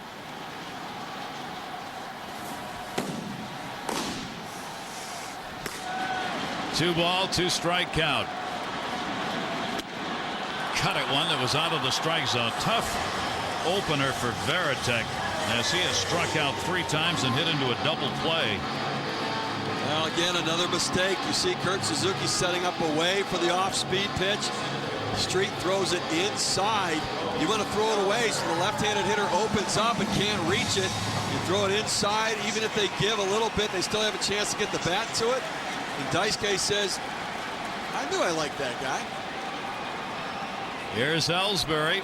Takes it outside for a ball. He has struck out, singled, and grounded out in the ball game. Sometimes you just can't stop smiling. First big league home run. You can smile all you want. You better believe it. That one is tagged, but curving. Foul ball. Well, he got around that one a little bit. Instead of staying behind the ball, he swung around it. Got his arms extended too far away from his body on the inside pitch. This is why the Red Sox are the defending world champions, these kind of ball games.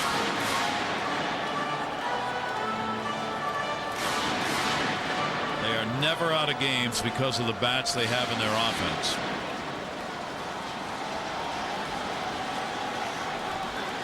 Two down here, 1 ball, 1 strike count. Jacoby Ellsbury waiting on it. Wraps that one towards left. That'll stay up for Brown, who puts it away. So the home run, his first ever at the major league level by Brandon Moss off Houston Street, has tied this game up 4-4. We go to the bottom half of the 9th inning. It'll be 8, 9, and 1 due up for Oakland.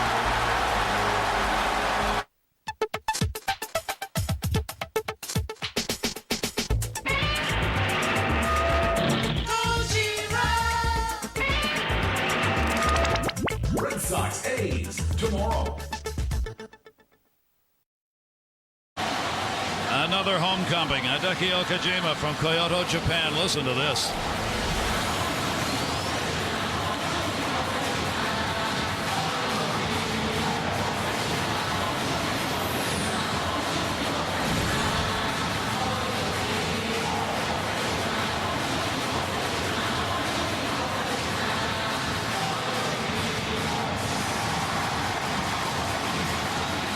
How about that, huh? I'll tell you what. I asked Jonathan Papelbon yesterday, who's the bigger rock star, Matsuzaka or Okajima? He said, I think it's Okajima. I mean, he played for the Yomiuri Giants. They love him here.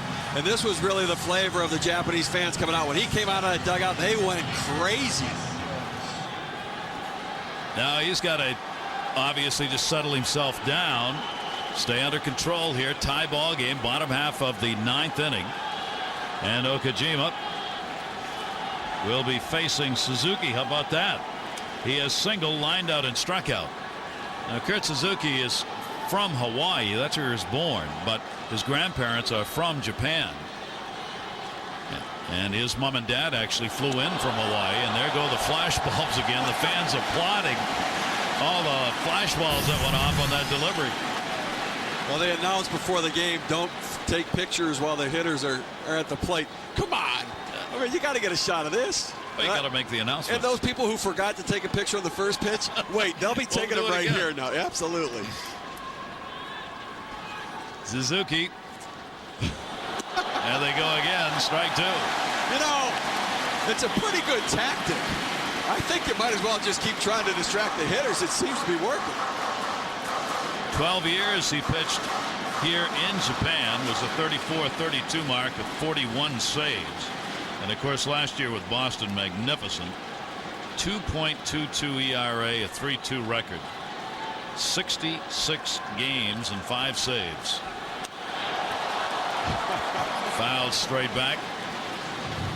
Okajima, you start looking for your MVPs during the course of a season, and you look at what he did last year. There's that split changeup that he added really to his repertoire last year. John Farrell, the pitching coach in spring training, said, let's try this, and boy did he get a feel for it. It was such an effective pitch, and you look at all the MVPs during the course of the year, you can point fingers at him. He was a very valuable player to their success last season. Yep, when they needed, they got from him. That pitch will miss down low. Oakland obviously trying to get their leadoff man on. They need one here in the bottom of the 9th inning to try and win this game. Javier Lopez worked 2/3 of an inning, got a strikeout. The bullpen able to hang on. Ryan Corey worked an inning, gave up nothing. Now Okajima on after Street blew the save in the top half of the inning. Swung on and missed.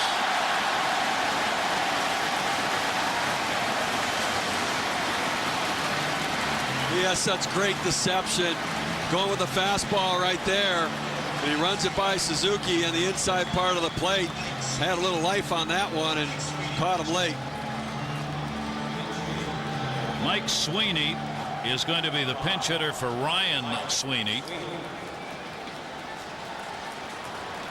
Great story, Steve. Man coming back, finding a role here in this ball club. 17 years in the Kansas City Royals organization. At the end of his career, there are a lot of injuries, but one of the best guys in the game. I mean, just everybody really likes him, and getting a chance to have an impact on this young Oakland A's team. Sweeney, he's looking for the long ball right here. He can find a pitch to drive. He's got power and the ability to do that, and would love nothing better than to wrap this ball game up right here. Okajima has so much deception. You know, all the shots where he's not really even looking at the plate when he throws the ball. He's looking down to the ground, but has that image of where he wants to release and deliver the pitch. Sweeney takes that one outside. Mike Sweeney has been in just 134 games over the last 2 years. 2 separate stints that he has been on the DL, so not a lot of playing time for him. He's just hoping to be able to stay healthy and work off the bench and as a spot starter when needed. And a good professional hitter. I mean, he really is a solid hitter. Okajima down 0-2, check swing. Did he go first base? No. Hunter Wendelstedt, and a 3-0 count. Well, as much as he doesn't want to walk him, you got to be careful here because Sweeney will have the green light. If it's something he can drive and he thinks he can catch up to it, he's going to be turned loose.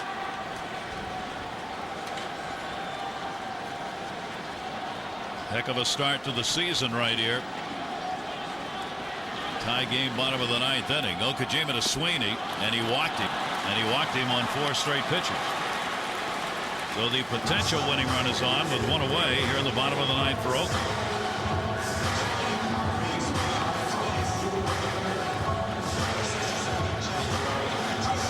Fiorentino will come on to run. Jeff Fiorentino will run for Sweeney. A little speed over there, but Sweeney did what he needed to do. He got on base. Oh, good job of managing by Bob Guerin there. You put your quality at bat, a guy who can run into one and hit out of the ballpark, and once he gets on base, you put the outfielder that can run in the game, and he'll then replace Sweeney in center field. Fiorentino on at first base. Top of the order, Travis Buck. 0 for 4 with a couple of strikeouts in the ballgame. Kojima out of the stretch now. And the fastball's on the inside corner for a strike.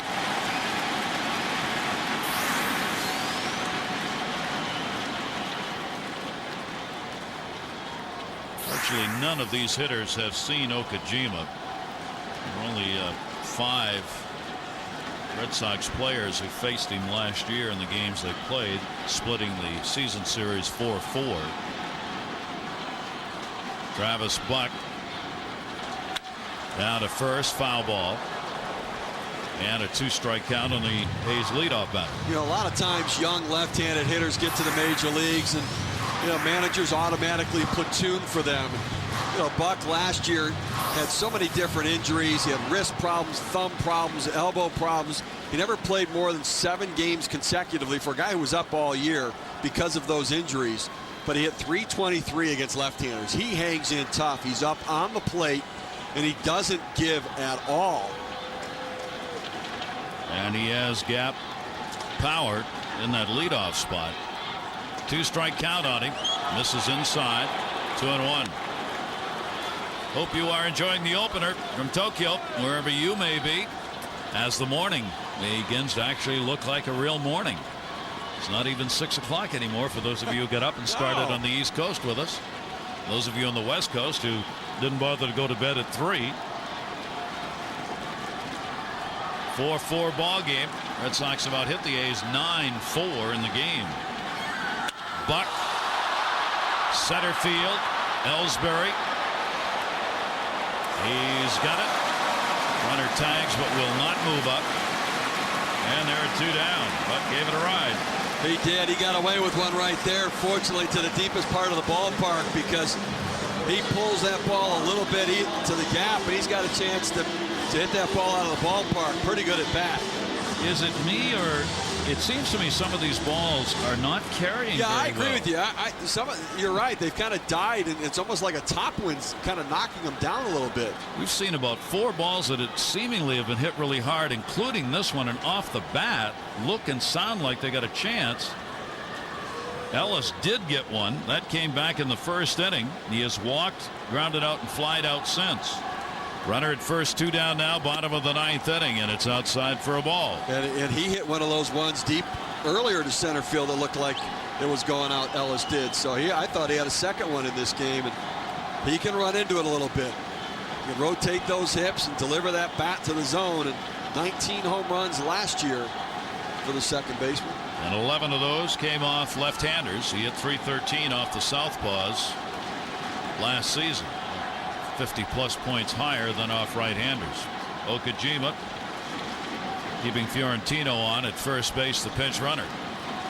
Now, it's really one part of the game Oakland just does not do much. They don't steal bases. We talked about it. The fewest stolen bases in the American League last year. They also had the fewest sacrifice bunts. They just don't like to give up outs and run into outs. That pitch is going to miss down low. And a 2-0 count. Both teams have had their chances in this ball game. 2 runs in the first. Oakland jumped out to the lead. Stayed that way till the 6th. Red Sox went up. Bottom of the 6th. Oakland right back on top 4-3. Then the top of the 9th inning. The home run by Brandon Moss has tied the ball game up again.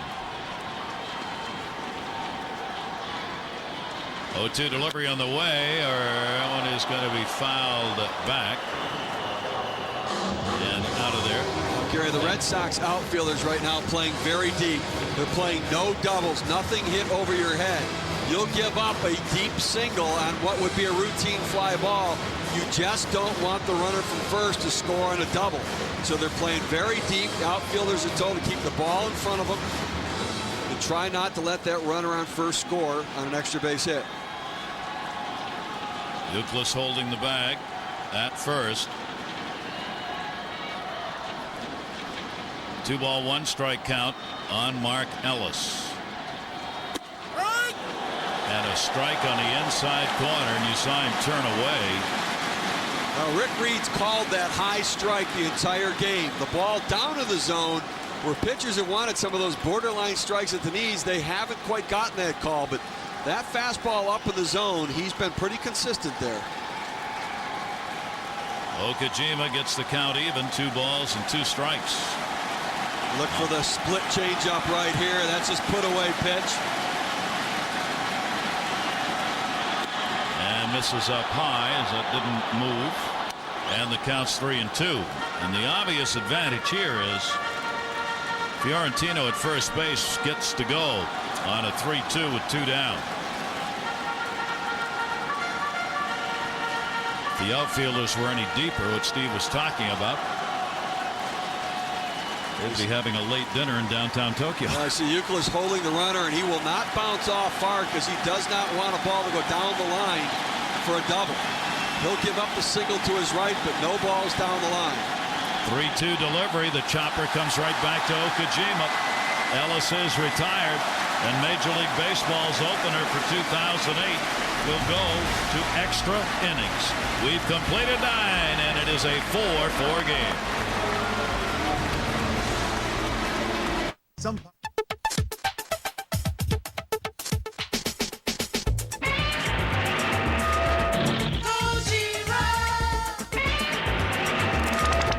Red Sox A's tomorrow.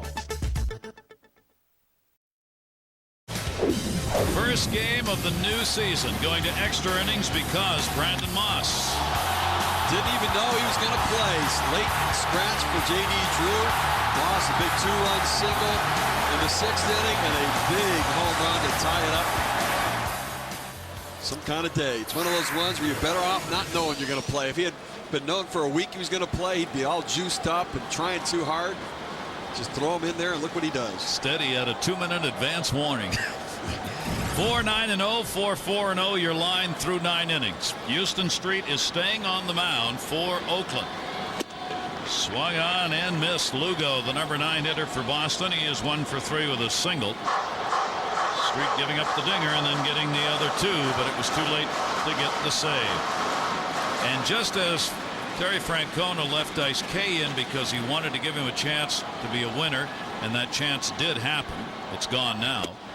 You get the feeling Bob Guerin's doing the same thing with Street. He does not want him to start this year having given up the home run and come out of the game. You know, people have to understand the bullpen is a living, breathing organism, and if the closer's right, the rest of the bullpen seems okay. So for your closer to give it up and then go out and shut down the opponent, it reinforces that, look, we're going to make some mistakes, but we can recover from it. Well, Lugo wasn't happy with that last call. Street's delivery to him is going to be taken down low. And a 1-ball, 2-strike count on Julio Lugo. They're still chatting back there. Rick Reed, the home plate umpire. Umpires still do not like batters who turn around and talk to them. No. You can look straight ahead and talk, but don't turn around. And a ground ball down to third on the line. Tough play. Hanahan's throw. No. It was short. Barton had a stretch. Might not have mattered. It is going to be a single. Well, Hanahan is primarily a second baseman. He's gotten the opportunity to play some third base, and he's shown some quick reactions, some good footwork, but not really the arm strength. On a couple throws, he's bounced over there. You know, that's the kind of play where they miss Eric Chavez. He's one of the best defenders in the game. When he's healthy, he makes that play. He backhands it, makes a strong throw across. Now the pressure's on a little bit as you flip over to the top of the order. Pedroia's had a double, a single, and 4 times up and a run scored. Do you bunt him here? And Ann moves in at third base. 2 steps in front of the bag. They hold the runner Lugo at first. And a step off to see if he'd slide his hand on the bat. We talked about Oakland doesn't like to give up outs. They only had 16 sacrifice bunts last year. The Red Sox were the second fewest. They had 30 sacrifice bunts last year. Hit away, boys. Hit away. I bunt here with the guys you got coming up behind him. And he is down to first. That's a good bunt. Look to second, nobody there. A sacrifice as Pedroia made the first baseman handle that one. So he gets a potential go-ahead run scoring position. He had 5 of those last year. You know, at different times with different guys up, you may not do it, but when you have Euclid, who's a patient hitter, a contact hitter, and then Ortiz and Manny Ramirez, I've got to get that runner in scoring position and take my shot. With these guys coming up, they can pick up the run. Now Kevin Euclid, number 2 hitter, is singled, walked, 1 for 3 in the ball game, and a run scored. David Ortiz waiting on deck. Houston Street, the closer, has a blown save. Now trying to give Oakland a chance and get himself a win. That's a strike on the outside corner. You know, there are times where you'd say, well, let's put this guy on and try to get a double play. Well, you know, you've got David Ortiz coming up, and obviously action now out in the bullpen for the Oakland A's, or underneath the stadium in the bullpen for the Oakland A's.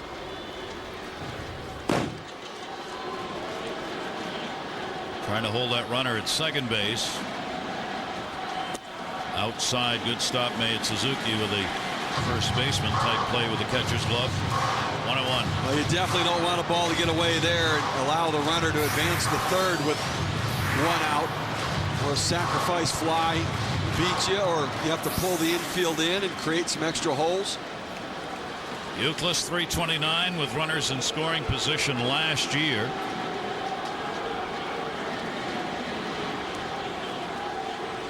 There's Manny Ramirez waiting on deck. Terry Francona hoping his ball club can get one in extra innings. They were 2-5 in extra inning games. Guerin's team 11-5 in extra inning ball games last year.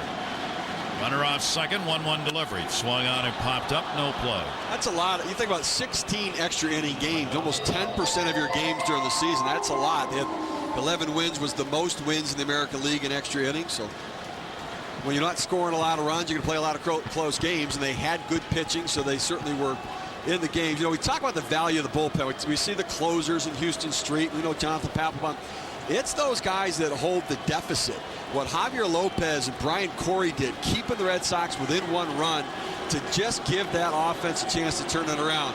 The game is decided by middle relief more often than not now in baseball. 2-1 delivery, and he chased one upstairs. Euclid a strikeout victim. Street gets his second K, 2 down. Now here you go. Classic matchup.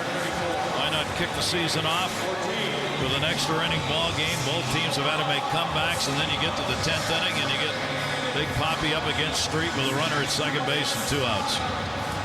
Well, this is where managers, they have this dilemma. What do? Do you walk Ortiz and pitch to Manny, or you pitch to Ortiz? I mean, it's pick your poison right here.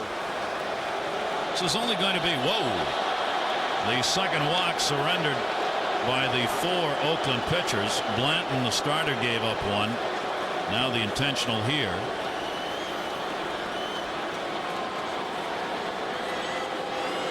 Tell you what, you think about spring training for a relief pitcher, maybe getting 6 innings, 7 innings, 8 innings. Do you think he practiced an intentional walk at all during spring training? No, probably not. And it's something that the pitching coach and the manager should do with every single pitcher during spring training, whether it's in a B game or a situational game or an inter-squad game. Practice an intentional walk, because it's not easy to do, to hit the catcher when he's moving, taking something off the pitch. And you see Street right there. I mean, that's a game difference maker if you can't do it. He threw one wide third base side. He throws that one down in the dirt first base side.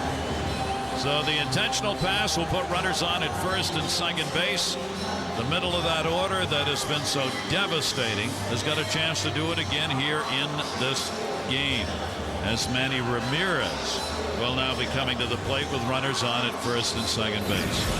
Now, I know that David Ortiz is that clutch guy, but if I'm looking at the at-bats today, Ortiz has been very vulnerable inside. Manny has had some real good swings at the plate. And Street's stuff is better against the left-hander. He's got the fastball and the kind of a split off-speed pitch. Not the breaking ball you'd want against a right-handed hitter. Ramirez is 0 for 4 with a couple of strikeouts in the times he has previously faced Houston Street. 2 on, 10th inning, 4-4 game, 2 down. Ramirez, the 2 RBI double, came in the 6th inning of this ball game. The first 2 runs for Boston. And he came ready to cut and did miss.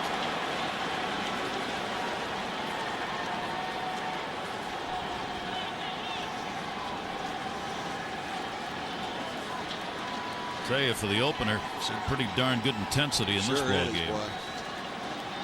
I really think Oakland, I'm never going to say it, they got tired of watching Boston get all the attention on this trip, and they did. There goes the runner to third. He wasn't watching. It's fouled back. Lugo took off.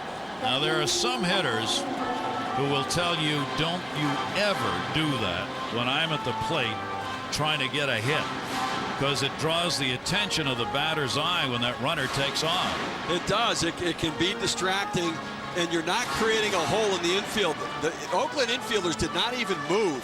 So, you know, it's not the greatest baseball. You're already in scoring position.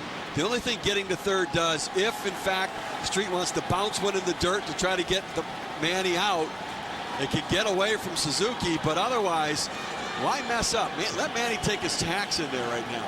I think they're playing pretty deep in the outfield too. You've got to come in. You've got to throw out Lugo, who can run on a base hit. Emil Brown deep in left field, and Buck, who has a good arm but coming off of surgery, deep in right field. I'd be a little shallower if I were the two of them. Lugo may not go this time. 2 strikes. Ramirez takes it outside. I've actually seen that kind of a play end up after the game in a shouting match between the hitter and the runner, where the hitter just went after his own teammate and saying, what are you doing? What were you thinking? Guys taking off trying to steal a base in a situation like that. Yeah, you're right.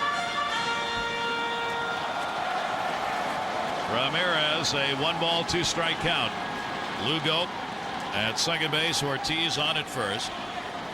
Ramirez, center field, way back. Sweeney at the wall, up, off the top of the wall. Ortiz is already coming around third. Ramirez heading for second base, but nobody was covering. And the Red Sox have the lead. Ramirez has 4 RBIs.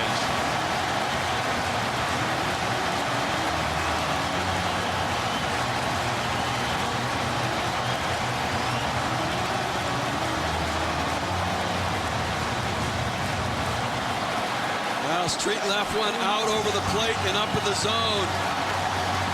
And Manny pulled off a couple of pitches away from him early, but stayed right on that one. He thought he got it all, too. He didn't run out of the batter's box. He's lucky he got into second base. Not a good day for Houston Street. A blown save, and now he could be the loser.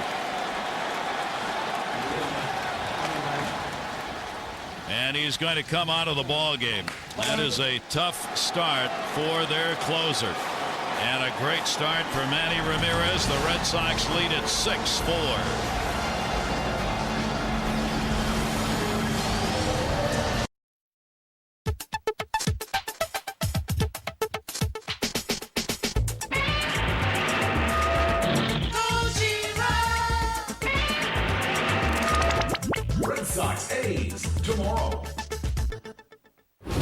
We are in the 10th inning of this ball game, and Manny Ramirez right now is the difference. However, he wasn't running out of the box, and the ball did not leave the yard. Out of the reach of Sweeney, and he had a hustle. Look, there's nobody covering second. Not that it would have mattered, but Ramirez lucked out on that one. He got a pitch out over the plate. He put a good swing on it, but he thought it was gone as he posed for the cover of ESPN, the magazine, on that one. But you know, they were lined up to try to make a play at third base. They did the double relay out there, assuming the double. But you're the visiting club. You've got to try to get yourself in scoring position and keep adding on runs here. So, got to hustle, Manny. He has done it though with a 4 RBI ball game. So Manny's season has started right where he left off. Coco Crisp is going to run for Manny.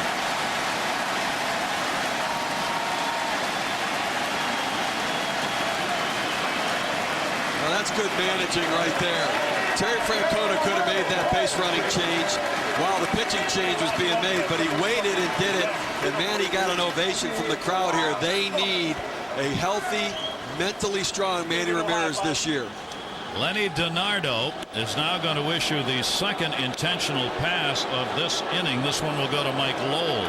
Okay, now, what Bob Garrett did there is typically you don't bring a pitcher into the game and have him issue the intentional walk. It's the wrong message to send. Start out by throwing it out of the zone. You tend to let the guy you're going to take out of the game intentionally walk, but Houston Street scared him. He said, you know what, I'm not sure he can do it. I don't want to risk that again. But the risk you have now is you bring in a new pitcher and you want to have him go at a hitter, and now you're having him walk somebody. So Houston Street scared Bob Guerin into making the new pitcher intentionally walk Mike Lowell. The Street threw one way wide one way and way down low the other when he did get the intentional pass to Ortiz, who by the way has scored. Well, the Red Sox with 2 on again. Chris Bunt at second base, Lowell on, and you face Brandon Moss. All he's done is had a home run, a single, and 2 RBIs in the game. Yeah, Babe Moss. Babe Moss. A whole new nickname. Starting in right field in place of J.D. Drew in this ball game. Red Sox up 6-4. They're out hitting the A's 11-4 in this ball game. And the breaking ball is going to miss.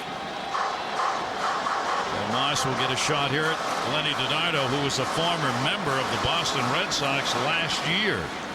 He played for both Boston, AAA Pawtucket, and then came over and played for AAA Oakland and the big club in Oakland. He was part of the 2004 World Series team. And this is all Moss did early on that split down in the zone. Went down and got it. Good piece of hitting. And that will be taken inside from the left-hander DiNardo. Brandon Moss up there with 2 down in the 10th inning, and the Red Sox out on top by a score of 6-4.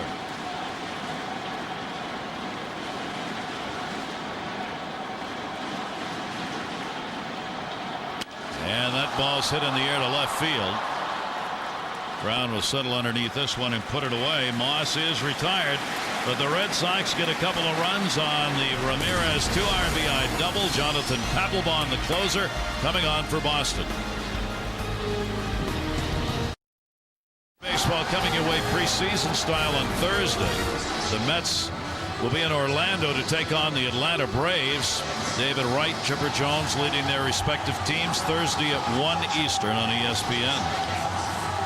So Boston for a chance at the comeback win. Houston Street did not get it done for Oakland as their closer. Now the Red Sox bring on theirs. 27-year-old Jonathan Papelbon.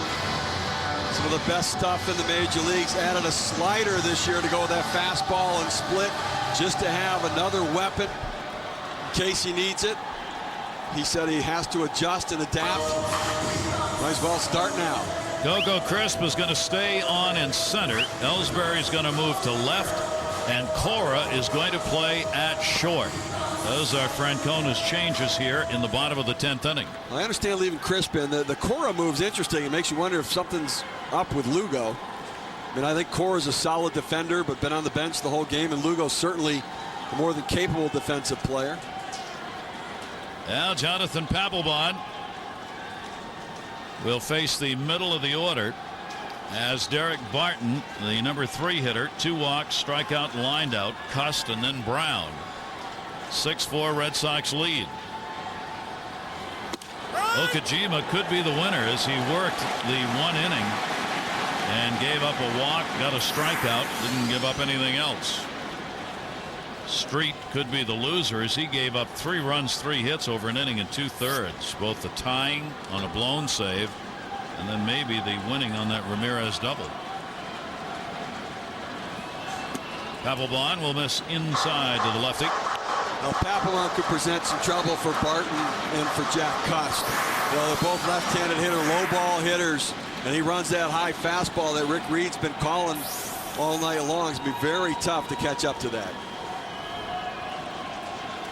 1 ball, 1 strike count. Papelbon gets him to take one that was down around the ankles, and it's 1-2. Yeah, that split's a little tough too, and I mean, it's one thing to see a split, it's another one to see that split. I mean, that thing just drops right off the table.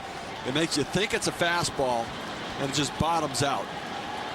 That's where his success has come from on the mound. Here's the 1-2 delivery on the way, and a fastball that'll be taken up high. Papelbon will even the count up at 2 balls and 2 strikes. Extra runs so important in extra innings. Forces you to have to get that base runner on in order to get that potential tying run to the plate. 2-2.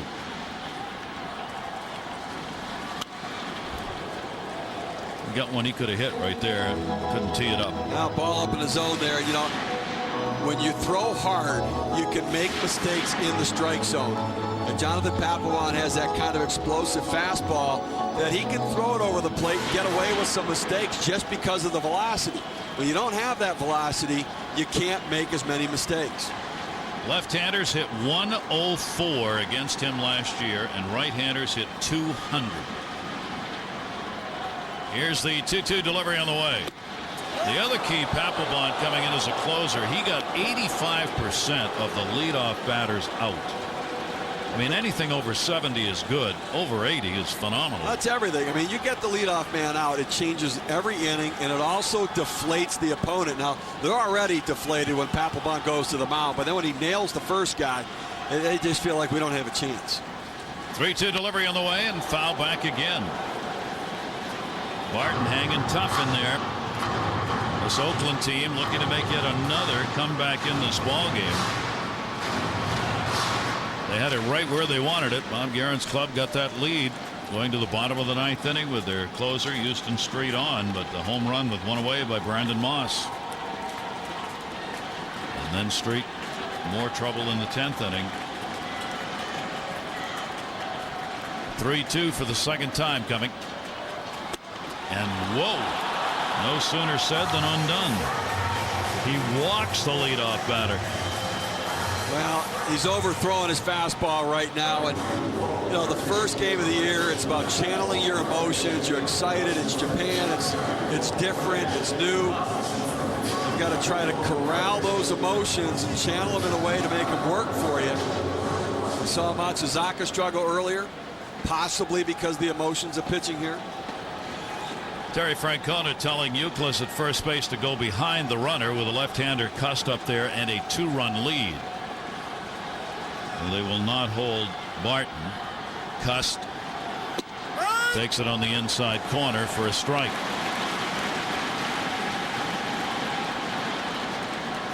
Okajima, the pitcher of record, and Papelbon trying to get that win for him and get a save for himself.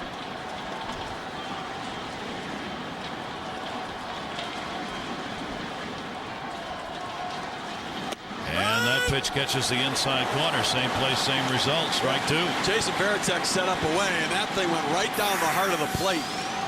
Rick Reed, the umpire, did everything he could not to flinch because it was coming right at him. You gotta have trust in the guy sitting in front of you. Catch that ball. Papelbon up on Cust. 35 saves the year before last. 37 saves last year.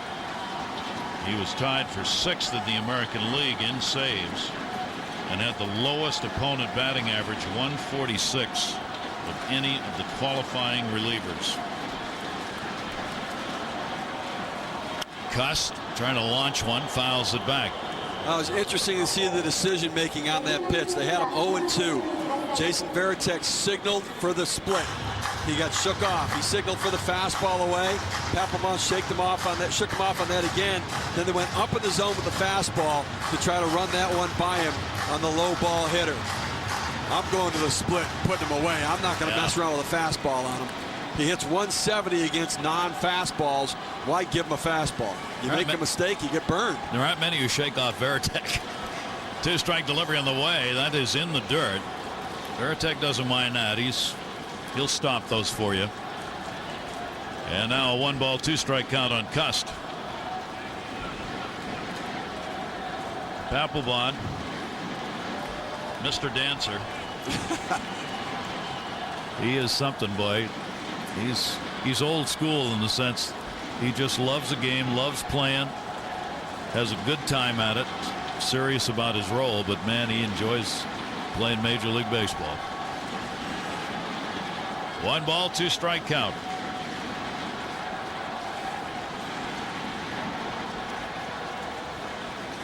And Cust is gone.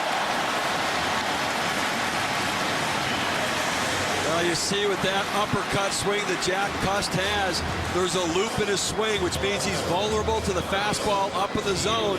If you have enough velocity on it, Papelbon just runs it right by him, and Cust can't catch up to it. So there's the first out that they needed. Now Emil Brown, he has walked and 0 for 3. And he lines that to the gap in right center field. Nobody's going to catch that one. That's going to go up against the wall. Coming to third, Barton. Barton will be waved home. Here comes the throw to the plate. Cut off. They've got the runner trapped. Emil Brown is going to be tagged out. And man, oh man, you cannot do that. It is an RBI double in a 6-5 game, and you're the second out. That's a veteran player, too. You can't blame that on youthful mistakes. That is bad baseball right there. You're in scoring position as the tying run on second base, and he knows, and you see the look in his face. He knows, and Bob Garrett, he knows, too. Base running was something they focused on this spring. They were not good base runners last year. Brown new to the organization, but that's the tying run. You just ran and the go-ahead run at the plate, you just ran yourself out of potentially tying this up. Wow. 6-5 game, but for Papelbon, what's important is there are now 2 down. So instead of having a runner at second base with 1 out in a 1-run game, you got nobody on and 2 away. Brown will get the RBI. Bobby Crosby now, and he'll take it up high for a ball. I mean, a lot of things went right in that play. Emil Brown had a good at bat. He got a high fastball, drove it out there.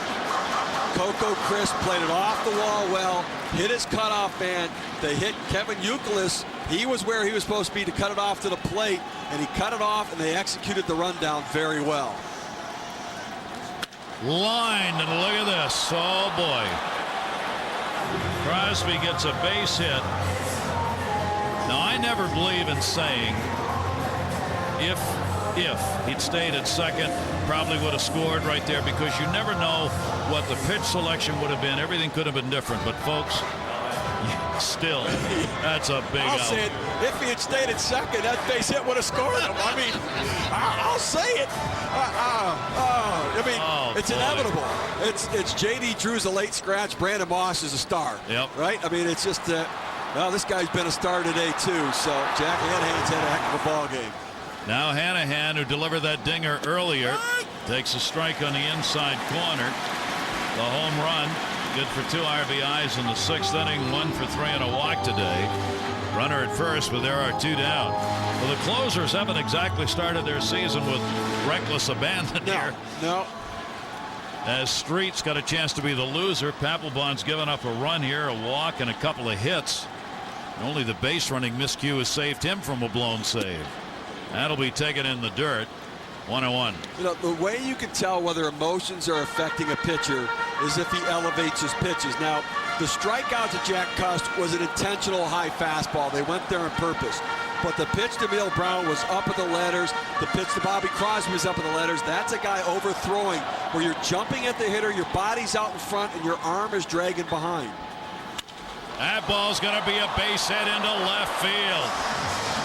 And Oakland not going in the bottom of the 10th inning. They've got runners at first and second, 2 outs.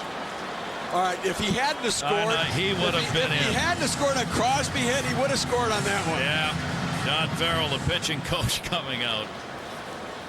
Mercy, mercy, mercy.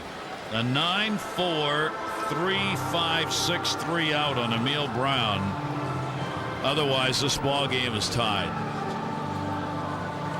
Red Sox do not have anybody else warming up. See, now it's interesting where John Farrell did not go out early in the game when Matsuzaka was lost on the mound.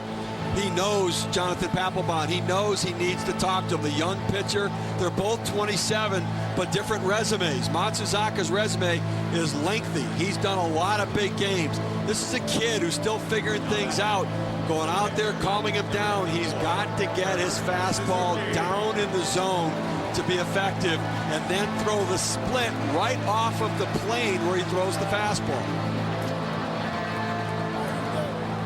The young catcher, Kurt Suzuki, a base hit will tie this game up again. Fastball misses inside, ball one. What a heck of an opener here in Tokyo. These two teams have really gone at it in this game. And there's never been enough of anything so far. 2 down. Suzuki, a little chin music, folks. Ball 2. Jonathan Papelbon looks like his front shoulder's flying open, and his arm is left up. That's why those fastballs are going up and into the right-hander. That's not intentional. He's kind of out of sync a little bit right now on the mound, and a little bit different look in his eye than that look when he had a couple outs with the first 2 batters. Suzuki played his college ball, Cal State Fullerton, first major league chance last year. Delivery to him, rounds that one towards first, taken by Euclid. Papelbon over, and the Red Sox win it 6-5. And you better be looking up and saying a word of thanks, because that's the only reason the Sox won that one. That's some kind of game right there. Hideki Okajima gets the win. Daisuke Matsuzaka grinds out a real tough game. Manny Ramirez, Brandon Moss, great at bats. Good team win for the Red Sox, and a tough loss for Oakland. There you have it, 6-11-0 to 5-7-0. Mike and Mike is coming up next.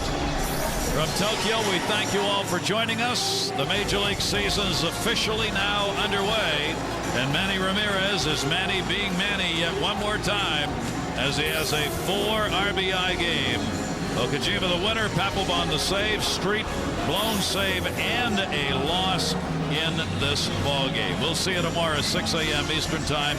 Steve Phillips and all of our crew. I'm Gary Thorne. Thanks for being with us, everybody. Mike and Mike is right now.